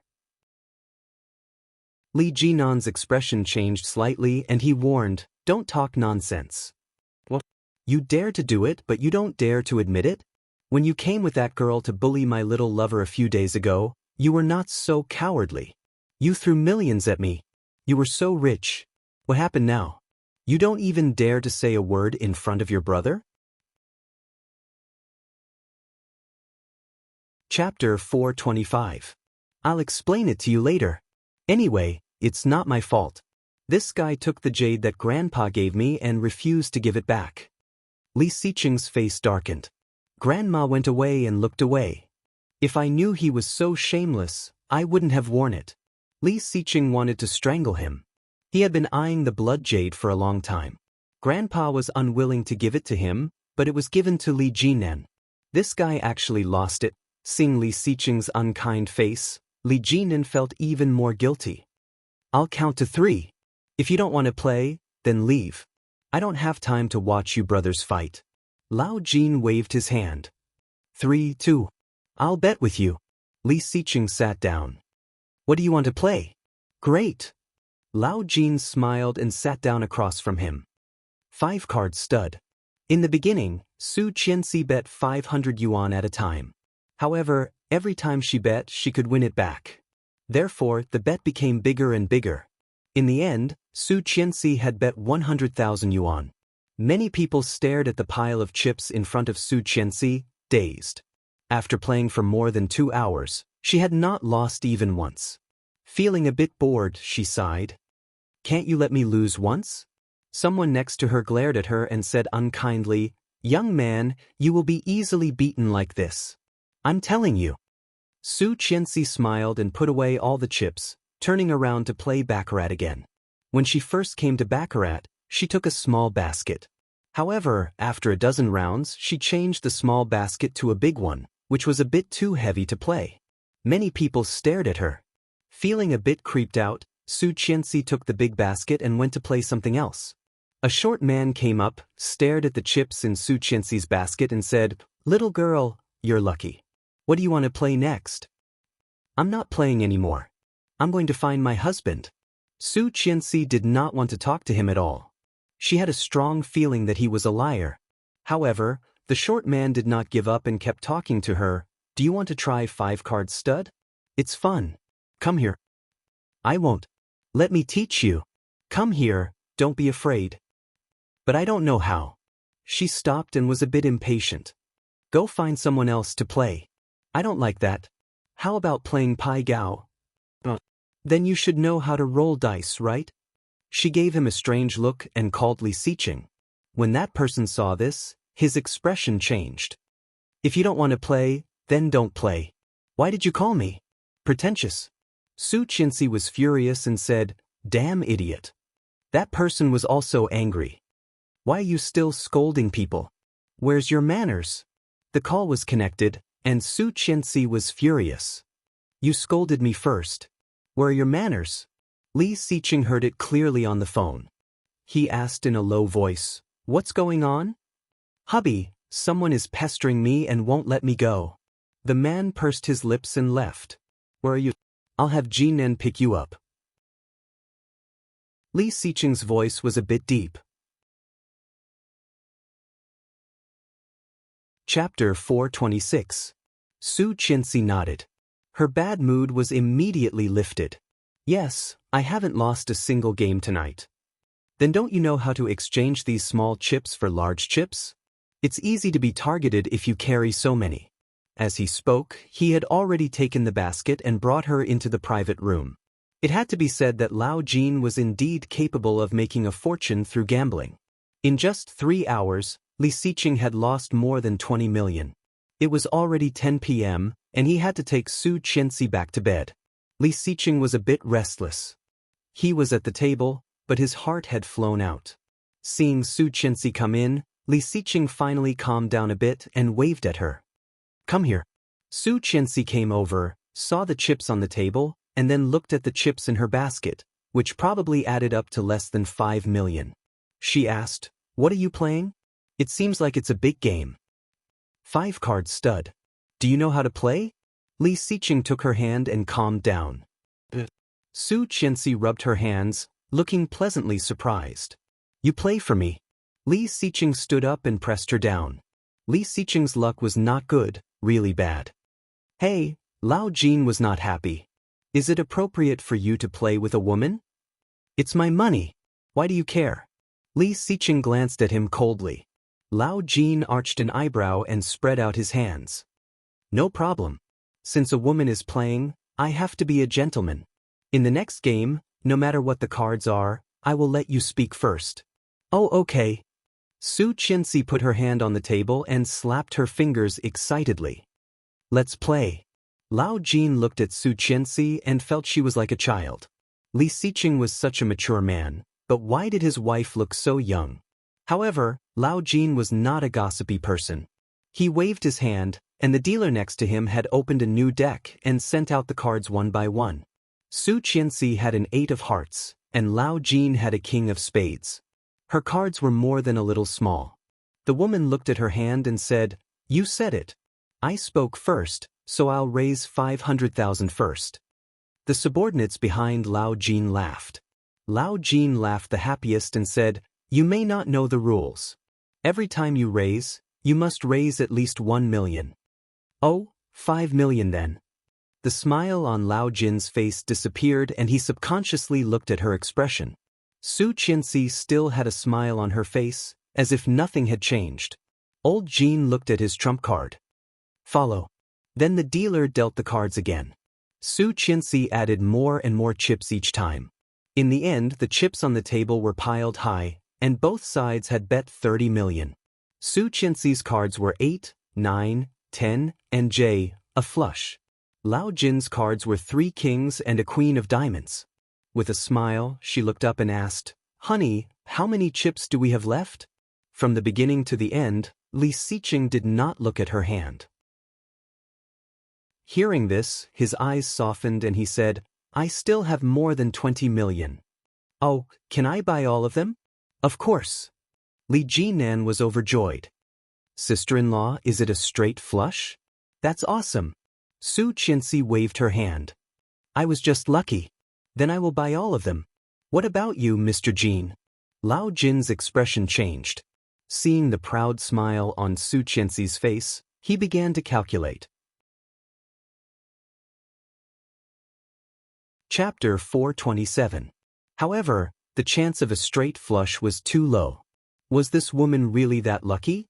Old Jean was a little bewildered, but he stared at the woman who was smiling brightly.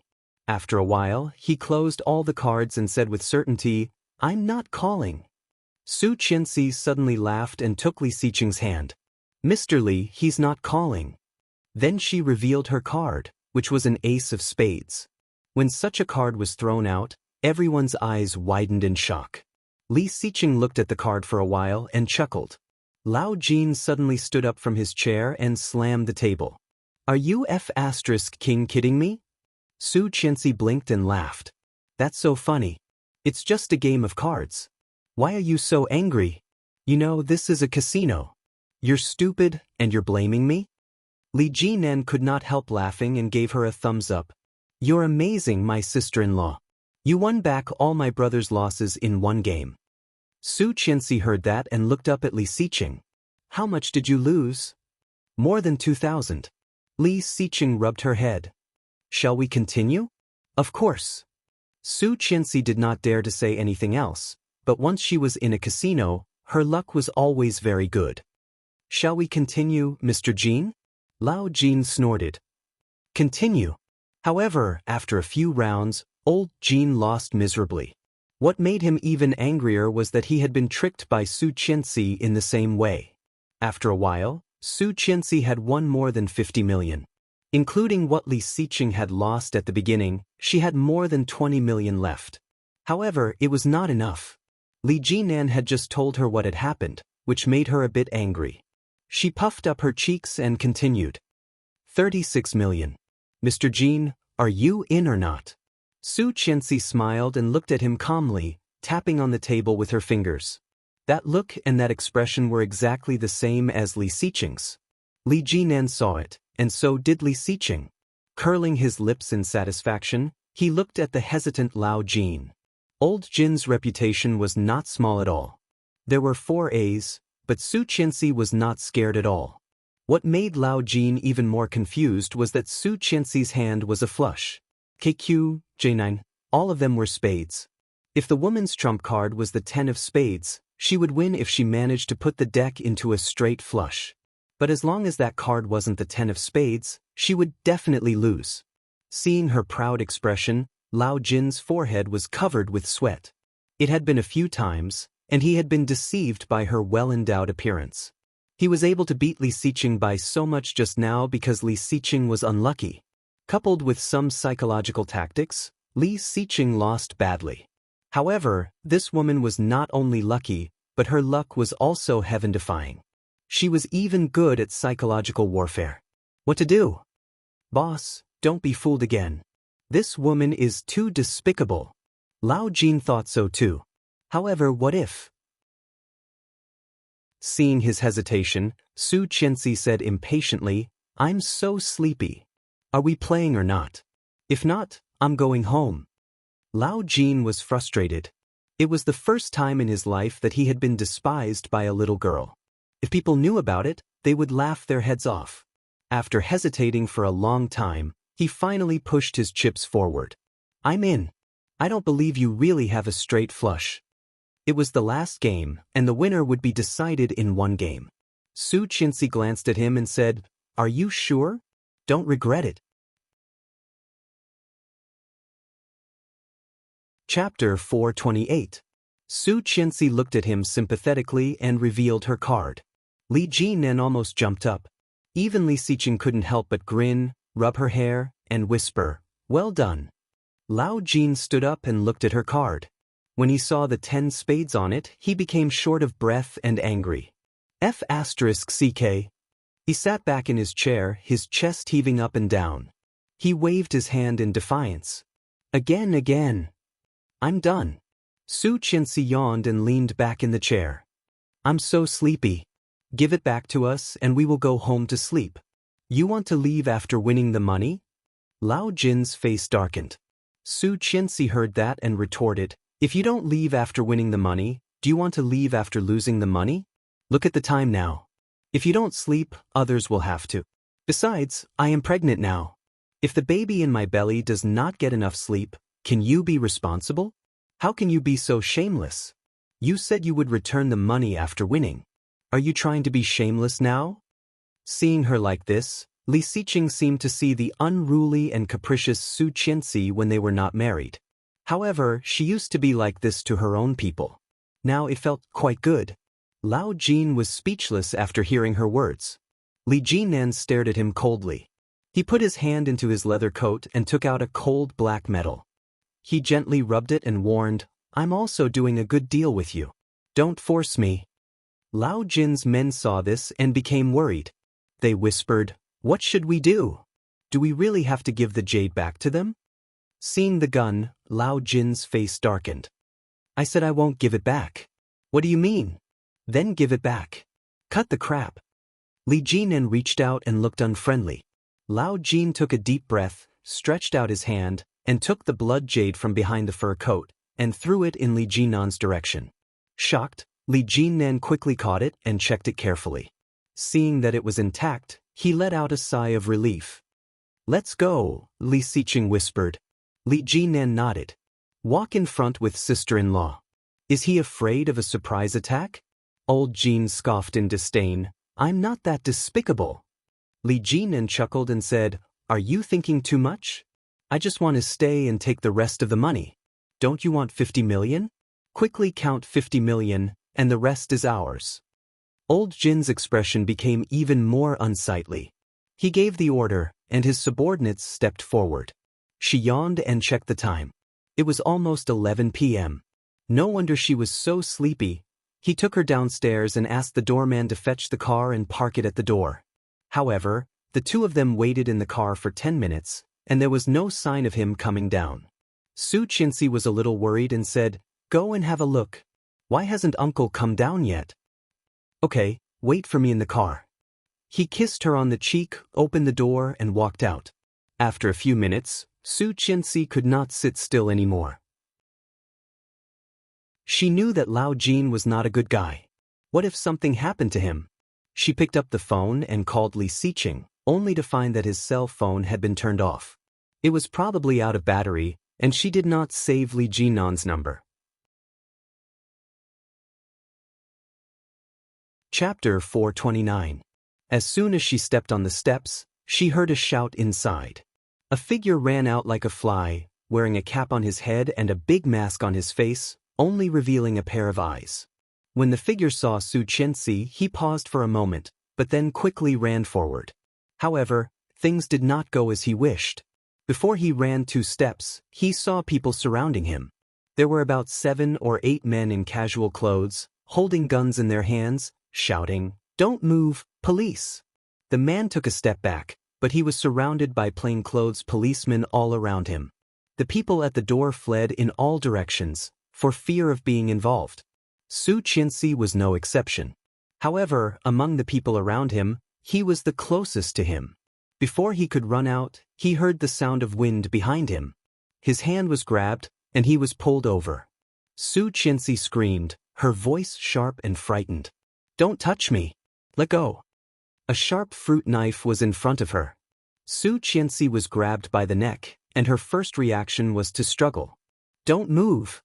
The voice was muffled because of the mask, and it sounded like he was panting after running. However, somehow, Su Qianxi felt that it was somewhat familiar. "The knife has no eyes. Cooperate with me, and I will not hurt you." The voice was very low, and only the two of them could hear it. Su Qianxi behaved, but her heart still couldn't help racing. Biting her lower lip, Su Qianxi felt that her body was trembling with fear. "Get out of here!" If you don't come over, I will die with her. The man roared. Li Xiqing and Li Jinan came out from inside and heard the movement here. Li Xiqing suddenly had a bad feeling and strode forward. Seeing his wife being held, he was so scared that his heart almost stopped. His face slightly pale, he took a step forward, but his voice was unusually calm. Don't be impulsive. She is my wife. I am Li Xiqing. You should know me. The gangster glanced at Li Xiqing, and his eyes fell on Li Jinan behind him. Without saying anything, he tightened his grip on Su Qianxi, took a step back and shouted, "Ask them to go away and let me go. Otherwise, I can't guarantee what I will do." Li Xiqing's face was a little pale, and even his breathing was a little disordered. However, his eyes were terrifyingly calm. He said, "Okay, listen. She is pregnant now and can't take any risks. If anything happens to her or the child, I, Li Xiqing, definitely have the ability to take your life." The gangster sneered. "Of course I believe you. Who doesn't know Li Xiqing? But I'm not the one holding your wife hostage, it's the police. Get them out of the way." "Did you hear that? Get out of the way," Li Xiqing growled. "Let him go. Get out of the way," a leading officer shouted. "We must ensure the safety of the hostages." Those policemen had already silently retreated. One of the policewomen somewhat unwillingly clenched her teeth. This guy has already gone to the SI to trade drugs more than once or twice. With great difficulty, we finally caught him with the goods. However, before she finished speaking, she saw Li Xiqing's sharp and dangerous look, and all her words were swallowed. Chapter 430. Don't come over, or I will kill her. The voice was extremely dull, and she could hear that he was speaking in a low voice. However, when he spoke, Su Qianxi still felt very familiar. This voice, she must have heard it somewhere before. However, she did not speak again.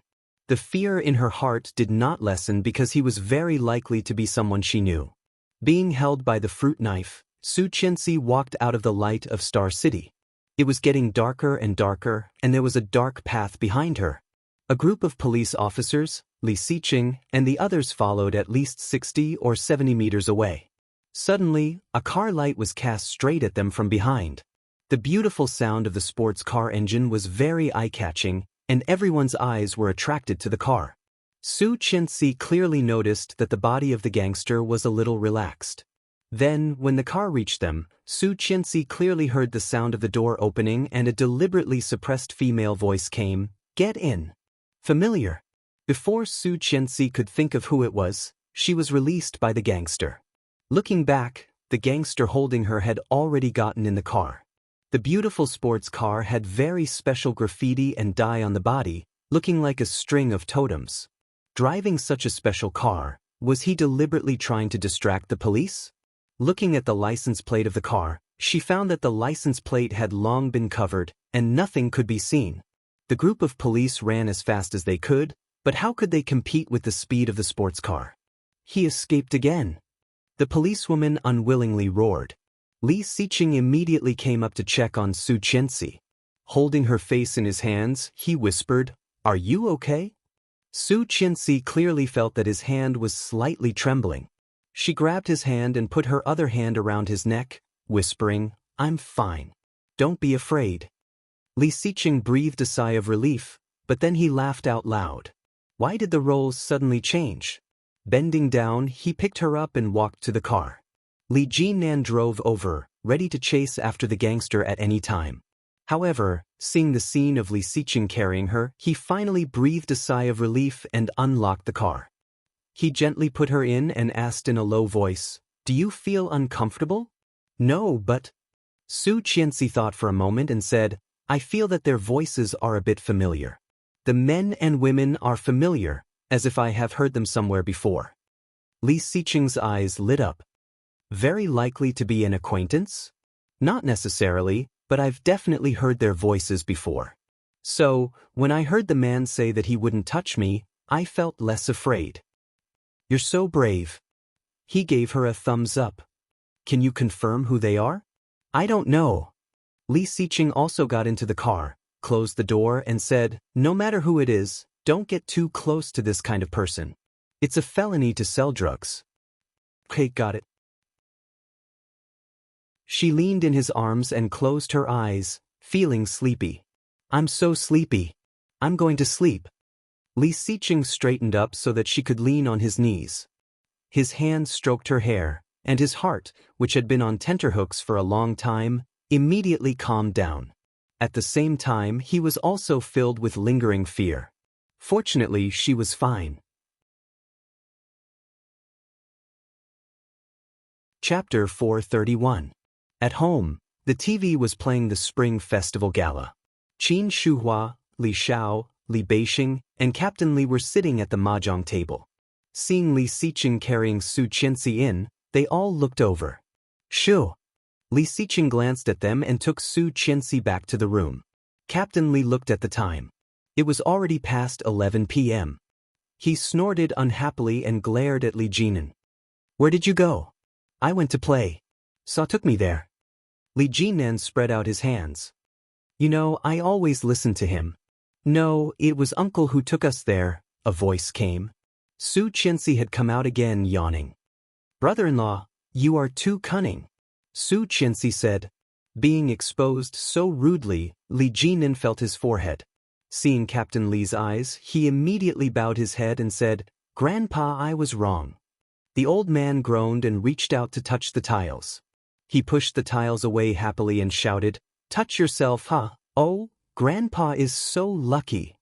Although Li Beixing said so, he had already taken out the money and handed it over. Grandpa took the money one by one, smiling proudly. Coincidentally, the Spring Festival Gala was counting down on the TV. Grandpa pushed the tile forward and shouted, Come on, where is Xiqing?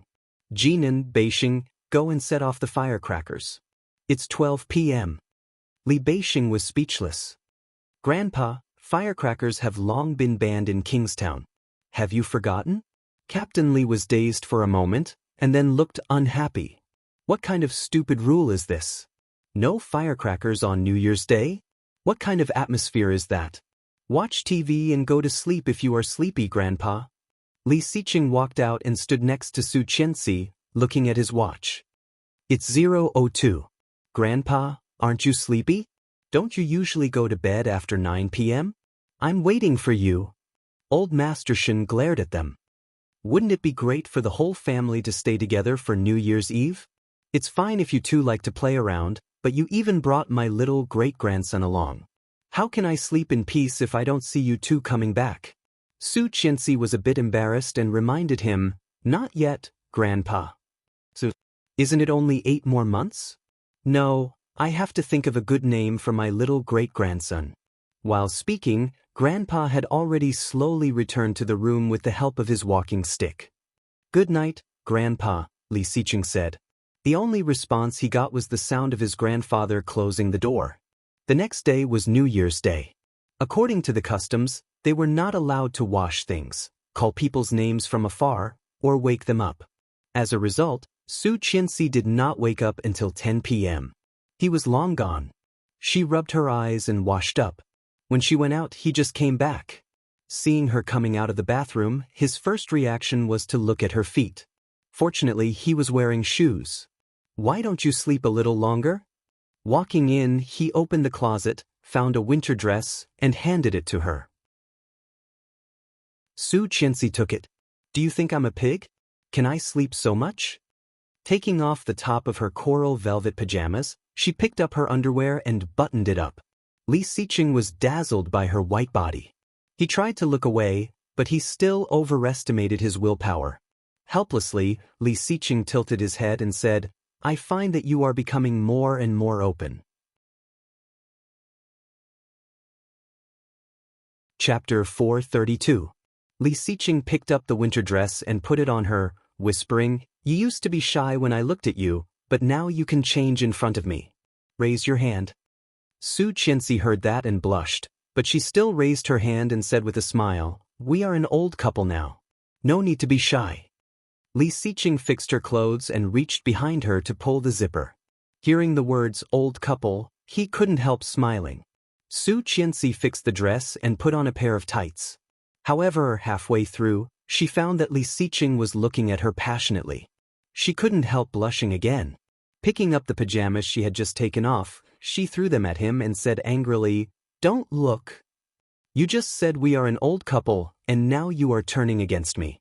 Li Xiqing pinched her nose. "You change so fast." Su Qianxi looked away and ignored him. After putting on the pants and the jacket, Li Xiqing took her hand and said, "Mom is waiting to take my new daughter-in-law to pay a New Year's visit. Let's go." Qin Shuhua was sitting in the living room, talking and laughing with Li Xiao and Li Beixing. Li Jinan had not gotten up yet. Seeing Su Qianxi coming out, he immediately stood up and said, "Su Qianxi, come. Mom will take you to meet people." He said he was going to meet people, and he really meant it. After walking around the yard, they met all the aunts and got dozens of red envelopes. Later, Li Xiqing took them to some relatives' homes to visit. After a whole day, Su Qianxi was fed all kinds of snacks and tea. She did not have a meal all day, and when she got home, she was exhausted. After a good night's sleep, Su Qianxi was woken up by Li Xiqing the next day. On the second day of the new year, Su Qianxi was supposed to go back to her parents' home. Of course, it was the Su family. They had not even called each other for the whole year, and now she was going to their home to chat on New Year's Eve. Su Qianxi felt bored. She told Li Xiqing about it, and he glanced at her and said, "Then I won't go." "I don't think that's a good idea, right? There's nothing wrong with that. Let them know. You have a second family anyway." He kissed her. "Let's go to Dan City today." She felt so happy. She nodded with a smile and put her arms around his neck. Seeing her so happy, Li Xiqing whispered, "Kiss me." "No." "Then I'll kiss you." With that said, he sealed her lips and penetrated her from shallow to deep. She subconsciously closed her eyes and let him kiss her. She just tightened her arms around his neck. He called the Su family to tell them that he would not be going and drove to Dan City with Su Qianxi. Originally, Su Qianxi did not have morning sickness, nor did she get carsick. However, in the car, she vomited 3 or 4 times in 3 hours. They finally arrived at the Dan City, but there were many streets and alleys there. The route was a little complicated. It took Li Xiqing a long time to find the place Song Yifan had given him. However, the road was too narrow, and the car could not get in. Li Xiqing had to find an underground parking lot and park the car before he went to his father-in-law's home with his wife. Chapter 433. When Rong Rui saw them, he was also slightly surprised and went up to say hello. "What are you doing here?" Su Qianxi glanced at the gift boxes and gifts that Rong Rui was carrying and joked, "Looking for Qingyu?" Qingyu was also from Dan City. Su Qianxi knew that, and so did Li Xiqing. Seeing the pile of things in his hands, he knew that even if Su Qianxi was not right, it would not be far from the truth. Li Xiqing raised an eyebrow, looked around and asked, "Does Qingyu live nearby?" Rong Rui blushed and coughed. "Who said I was looking for her? I just came to visit relatives." Bye. Rong Rui walked a little fast. Su Qianxi watched him leave and couldn't help but think of her previous lifetime. It seemed that when Rong Rui pursued Qingyu in her previous lifetime, he was very crazy. Mr. Cheng and Mrs. Cheng squatted in front of their daughter's door and knocked hard. Mrs. Cheng began to yell, "Hey, look at Xiao Yang's daughter next door. She found a boyfriend at the age of 22, and now she is married and has a child at the age of 24. Your daughter is already a 26-year-old virgin. Why are you not worried at all?" Cheng Yu's father had always been disdainful of such senseless activities. However, when Cheng Yu's mother threatened to deduct half a month's salary and give half a month's bonus, he shamelessly joined the marriage team. Hearing what his wife said, Mr. Cheng looked triumphant and said, "I can't help it. I'm just like me. I'm good-looking and willful." Mrs. Cheng glared at him and continued to yell, "You are so good-looking, but you don't find me a boyfriend. You have to make Mom and Dad worry about your marriage. You are so unfilial." When Mr. Cheng was thinking about how to respond, the doorbell suddenly rang. His eyes lit up and he immediately got up. "I'll go open the door." Of course, Mrs. Cheng could tell what he was thinking. She threw him a contemptuous look and continued to yell, When Mr. Chung opened the door, he saw a clean and handsome young man. He felt refreshed, but when he saw all kinds of expensive gifts in his hands, he instantly felt bored and asked, "Is this a promotion?" Rong Rui smiled, looking kind and gentle. He said, "No, uncle. I'm here for you." When Mr. Cheng heard that word, he felt like he had gone deaf. He asked, "What did you say? Who are you looking for?" Cheng Yu. Cheng Yu's father looked like he had seen a ghost and shouted, "Mom, someone is looking for Cheng Yu. He's a handsome young man." As soon as Mrs. Cheng heard the words, "handsome boy," she immediately jumped up from the ground and looked at Rong Rui. Overjoyed, she said, "Really? Are you really here for our daughter? Come in and have a seat." Mrs. Cheng ran to Cheng Yu's room and knocked on the door, shouting, Yu, someone is looking for you. Get up, get up." After being busy for a whole year, Cheng Yu was finally able to take a break and have a good sleep, but she was woken up by her mother and father. With her messy hair and wrinkled pajamas, she opened the door and yelled, "So noisy, aha! Can't you let me have a good sleep?" Rong Rui was holding the gifts in both hands. Seeing Cheng Yu like this, his calm face cracked. Seeing him, Cheng Yu was stunned. Rong Rui raised his eyebrows at her, and his voice was calm and gentle. He said, "I'm here to see my parents." Cheng Yu's eyes widened, and then she looked down at her dress. She immediately shrank back and slammed the door. Chapter 434. She widened her eyes, then looked down at her outfit, and immediately shrank back, slamming the door. As soon as she closed the door, she immediately rushed into the bathroom. Seeing her own image, she wanted to hit the wall. But what should she do if she was seen? This bird's nest hair, these dark circles, this pale face, this sob, so embarrassing. Why did this guy come at this time? Didn't he want to celebrate the new year? Meet parents? What? This guy said, "See, father, mother, what the hell?" Cheng Yu's heart beat faster, and her face immediately became hot. She quickly began to freshen up, combed her short hair, and then picked out a nice dress from the wardrobe, put it on, and put on a pair of jeans. However, after putting it on, she thought that wearing jeans would make her look very unfeminine. She stared at the mirror for a few seconds before taking off her pants again. She put on the dress that Cheng Yu's mother repeatedly praised as elegant and generous. Walking to the mirror, she saw the latest Chanel perfume that Cheng Yu's mother bought for her. The more she prepared, the faster her heart beat. She put her hand on the doorknob, and when she was about to open the door, she felt strange. Strange, why did she care so much? She didn't care about this guy? Damn. Annoyed, she opened the door and walked out. Cheng Yu's mother happened to be serving tea to Rong Rui. She didn't know what she was talking about, but she was smiling like a chrysanthemum. Seeing Cheng Yu coming out, Cheng Yu's mother's eyes lit up. Rong Rui looked over, and his calm eyes also had some fluctuations. However, Cheng Yu did not want them to appreciate her beauty. She directly went forward, pulled Rong Rui up, and said, "Let's go." Rong Rui stood up and was pushed out of the sofa area. She picked up the 7 or 8 high-end gift boxes and pushed him toward the door. Cheng Yu's mother was shocked and shouted, "You, what are you doing? Rong Rui is a guest. You are too rude." Cheng Yu's father echoed, "That's right." She didn't care, opened the door, and pushed him out. However, Rong Rui's eyes darkened, and his footsteps stopped. No matter how she pushed, he wouldn't move. Cheng Yu blushed and could not push him out. She said angrily, "Mr. Rong, I'm sorry, but you are not welcome here." Rong Rui looked at her in confusion. "Did I do something wrong?" "You're not wrong. It's just that you're ugly. I don't want you to stain the air in my house." "Oh, how is it ugly?" Mama Cheng immediately ran over. "What a handsome and sensible young man. Don't bother about her. Come and have a seat." Cheng Yu was furious. "But you don't know his true colors. This person is very bad." "How did it go bad? Tell me." Mrs. Cheng was unconvinced. "Lil Rui is such a good child. Why do you have to defame him like this? He's a big bad wolf. He's pretending, and he's really good at pretending. Let me tell you, don't beat him up." One day, you'll be sold by him, and you'll still be counting the money for him.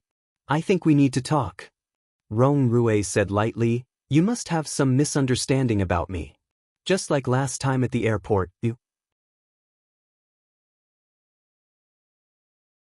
Chapter 435. A smile flashed across Rong Rui's eyes. He held her hand, took down all the things she was carrying and put them on the ground. Then he turned around and pulled her out. Seeing this, Mrs. Cheng immediately turned to look at Mr. Cheng and whispered, Do you think your daughter likes this guy? Mr. Cheng had a look that said, You're talking nonsense, and said, Otherwise, have you ever seen our daughter treat anyone like this? Oh, there's hope. Cheng Yu's mother was overjoyed. I'll go prepare some good dishes to entertain our future son-in-law. When Papa Cheng saw this, he pursed his lips and muttered, Things haven't even started yet. She was pulled out by him and quickly went downstairs. She wanted to pull her hand back, but he was so strong that she could not compete with him at all. He tugged hard, but found that he couldn't take it back at all. Let go. She sounded a little annoyed. Rong Rui acted as if he didn't hear her. He stopped an empty taxi and dragged her into it. To Yijing Bay. Hearing the name of the place, she was dazed, then looked at him angrily, grabbed his hand hard and roared, Let go of me. Why are you taking me there?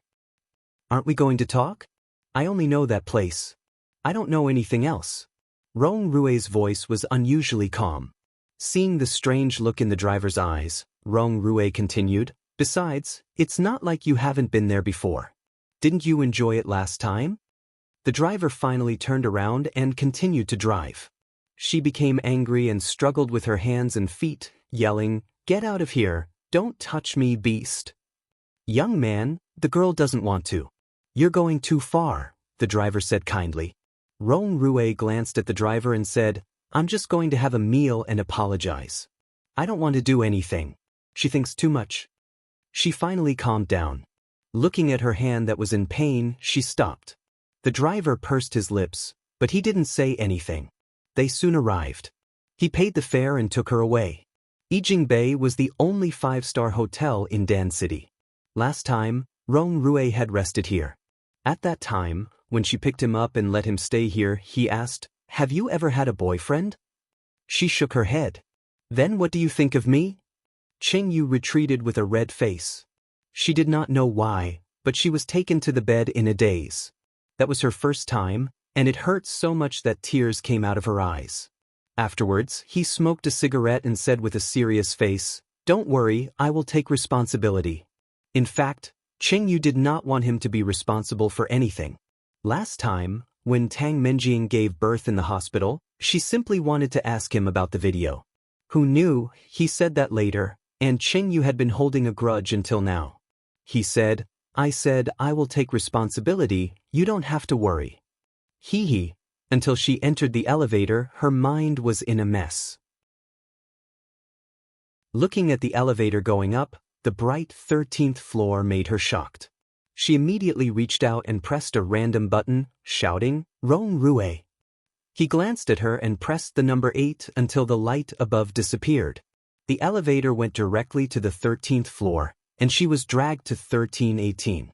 It was the same room as last time. She resisted, but he held her hand and quickly entered the room. Chapter 436. She only felt that his breath was hot on her face, and her heart was pounding involuntarily. Light makeup and perfume. He took a deep breath.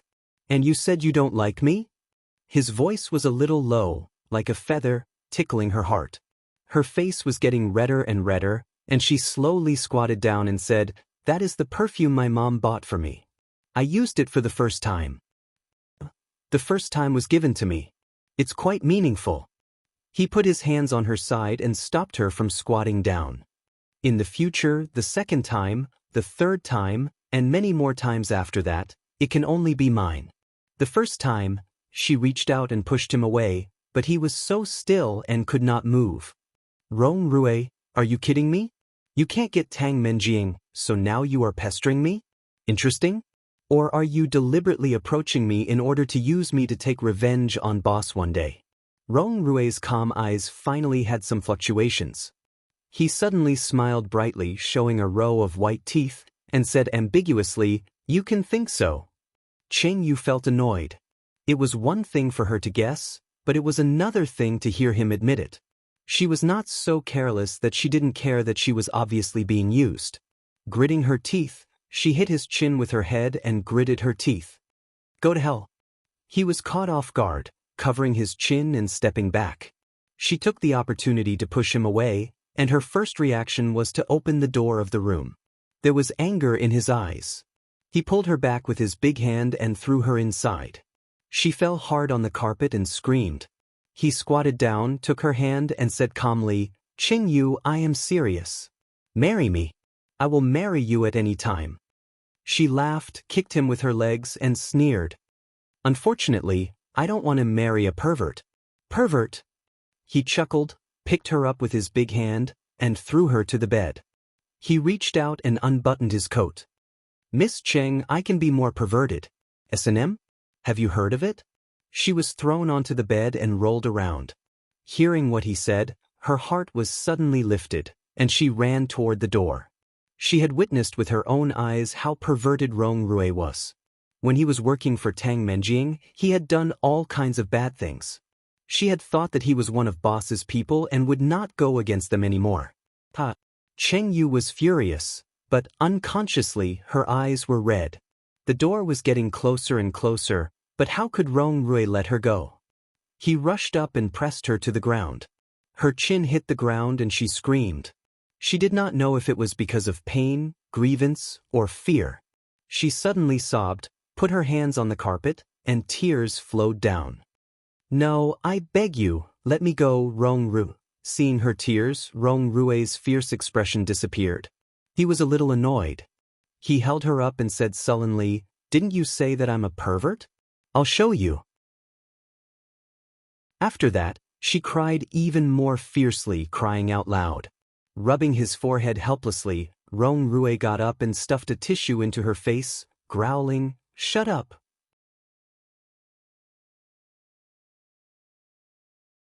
Chapter 437. Let's go.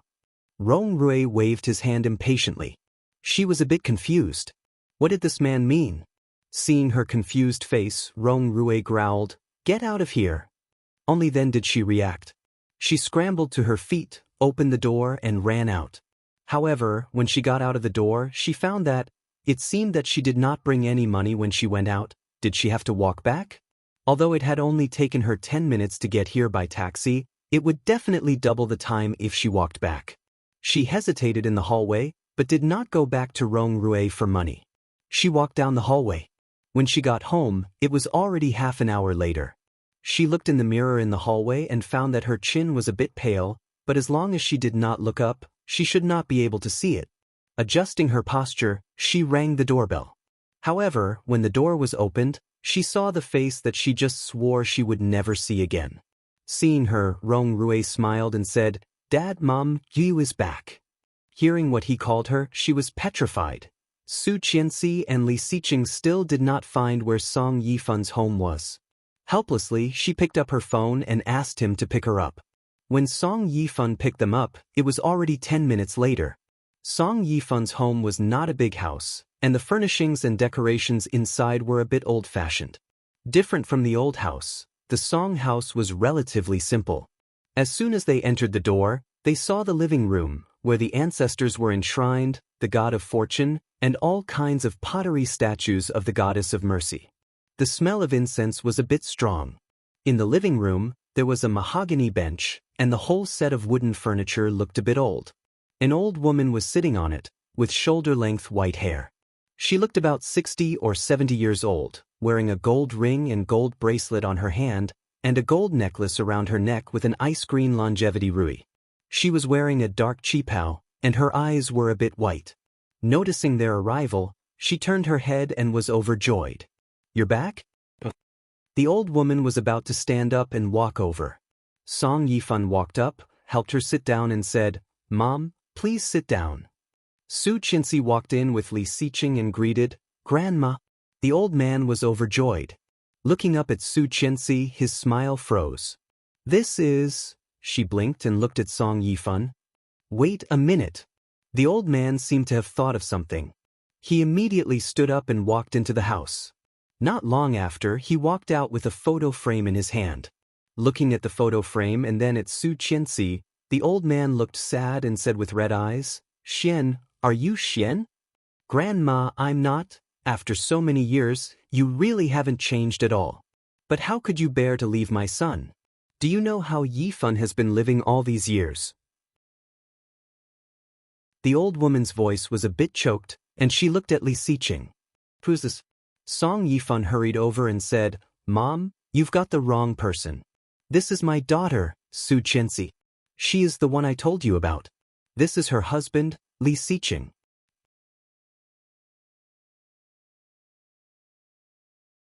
Chapter 438. Song Yifan pursed his lips and looked at Su Qianxi. Yes, she must be Rong Xian's daughter.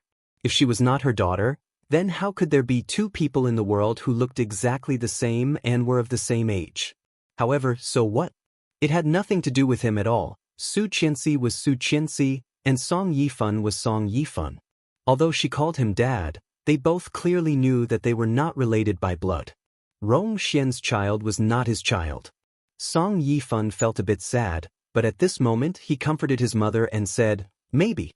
Mum, sit down." Hearing her son's words, Song Yifan sat down with the help of his mother. Looking at Su Qianxi, she handed the photo to her. Su Qianxi took the photo. It was a group photo of the four of them. The old lady was sitting on the chair, and behind her stood a girl with a beautiful smile and a beautiful floral hat. On the left was the young Song Yifan, and on the right was the young Xing Shiming. They were only about 20 years old. It turned out that they used to be like this. Su Qianxi looked at the photo of Rong Xian in the middle and subconsciously associated her with the cold and lonely woman she saw that night. Were they really the same person? Back then, Xian fainted in the back mountain, and it was Yifan who saved her. Granny Song's thoughts gradually drifted away. Her voice was old and long. At that time, she was only 18 years old. She was white and clean and delicate. Su Qianxi was sitting on the chair. Hearing what Song Yifan said, she subconsciously held Li Siqing's hand. Li Siqing gently put his hand on her shoulder and did not say anything. At that time, Dan City was not called Dan City. It was called Danxin Town. At that time, our family was poor, and Yifan's father did not agree to have a little girl come to eat with us. Later, Yifan begged him to let her stay. At that time, she told us that her name was Rong Xian. She had a sweet voice and was very pretty. When she smiled, she had 2 dimples. She said that she had no parents, only a brother, who had died. Their hometown was plagued by a plague, so she escaped. The little girl was very diligent. She did housework for me every day. I wasn't in good health at that time. With Xian's care, my condition got better day by day. Gradually, the old man accepted her. Later, she got together with Yifan. His father and I were so happy.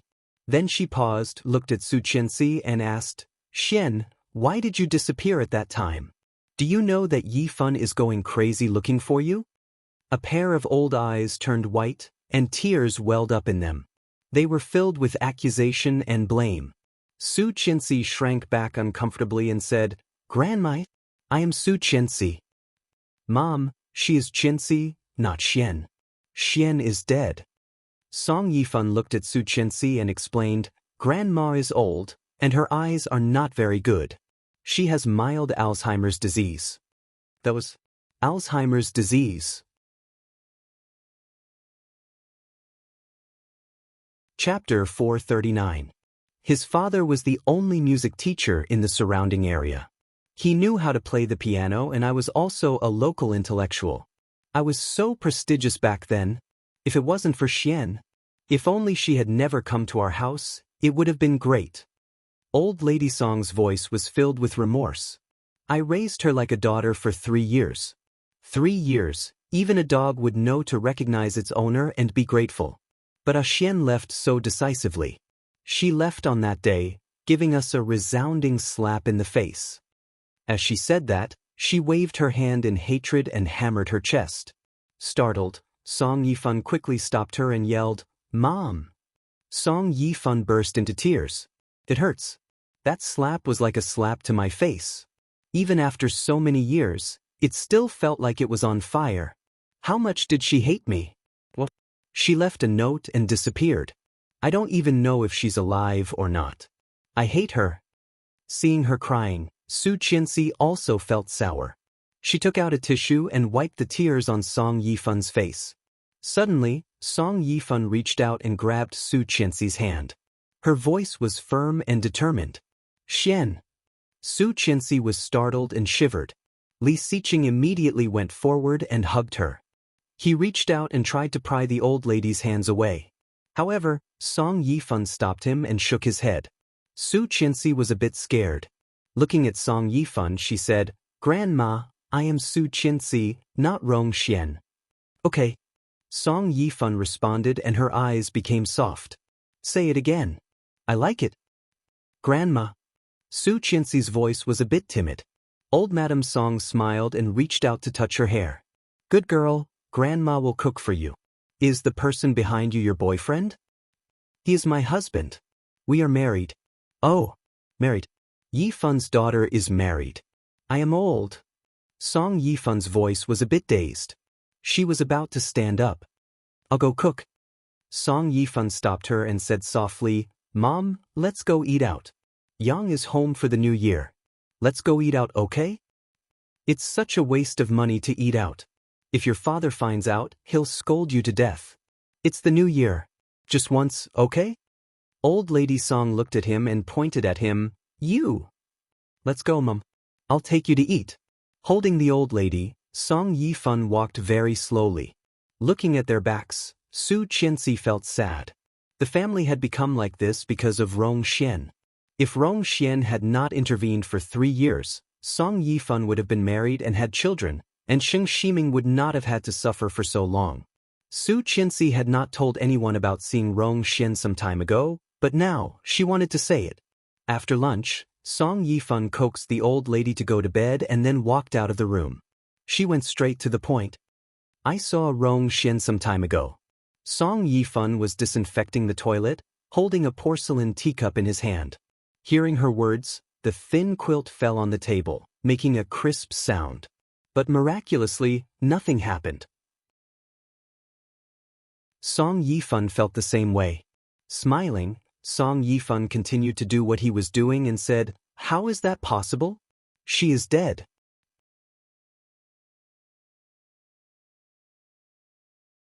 Chapter 440. Rong Haiwe. Song Yifun frowned. "I seem to have heard of that name. Quite famous, right?" "Major General," Li Xiqing said quietly. "No wonder. I have heard of that name. They both have the surname Rong, and they both happen to appear in the hospital. Could they be brother and sister? Didn't Rong Xian have a brother?" Su Qianxi asked. Song Yifun shook his head. "Impossible. She lived with us for 3 years. During those 3 years, she never mentioned her brother. Occasionally, when we asked, she told us that her brother was dead. In addition, there are so many people with the surname Rong in the world. Maybe it is just a coincidence. You must be mistaken." "Impossible, impossible." Su Qianxi was very sure. "I also talked to her, and she told me not to call her by that name. It's disgusting." Li Xiqing glanced at her and asked, "Are you sure?" Li Xiqing picked up the phone and called Luo Zhan. At this time, Luo Zhan was, of course, sleeping. When she received the call from Li Xiqing, she threw the phone away impatiently. However, the caller was not going to let it go. Luo Zhan was so annoyed that he picked up the phone and was about to yell at the caller. However, seeing Li Xiqing's name, he immediately shivered and picked up the phone. "Help me check Kingstown Second Hospital. When did you see her?" "The day she was hospitalized." "No, it was the next day. Check the surveillance footage of number 15 to 16 of Kingstown Second Hospital to see if anyone who looks like your sister-in-law has been in and out of the hospital." Luo Zhan scratched his head, put on his slippers, and walked to the bathroom. "Brother, it's Chinese New Year. Can't you let me rest for a while?" "As usual." "Okay, I'll get it done right away." Li Xiqing was speechless. Rong Xian's clothes are very special. She is wearing a dark green coat and a light green cheongsam inside. She looks very elegant. Her hair is combed up, like a rich lady in the Republic of China. Did you hear that? Li Xiqing said. Okay, leave it to me. How long do you need? As soon as possible. But Luo Zhan hung up the phone and washed himself. After that, he began to work. He directly hacked into the hospital's surveillance system and searched according to the time Li Xiqing said. Sure enough, he found a person who was face-to-face with Su Qianxi. If not for the age difference, they really looked like sisters. He immediately cut the video into a short clip and sent it over. Luo Zhan couldn't help but be amazed. In this world, were there really two people who looked so similar? When Li Xiqing received the video, it was more than an hour later. Song Yifan took them to visit some famous attractions in Dan City. There were a lot of people, so they just watched from the outside. Picking up her phone, she clicked on the video and immediately recognized it. Yes, it's her. Daddy looked. Seeing Rong Xian, Song Yifan was dazed. Song Yifan zoomed in, and zoomed in until the video was all pixelated, and then he stopped. It's her, it's really her. Even if Rong Xian's face turned into ashes, Song Yifan could still recognize her. But how could that be? Wasn't she already dead? In the mountains, after the DNA test, the forensic doctor was 100% sure that it was Rong Xian.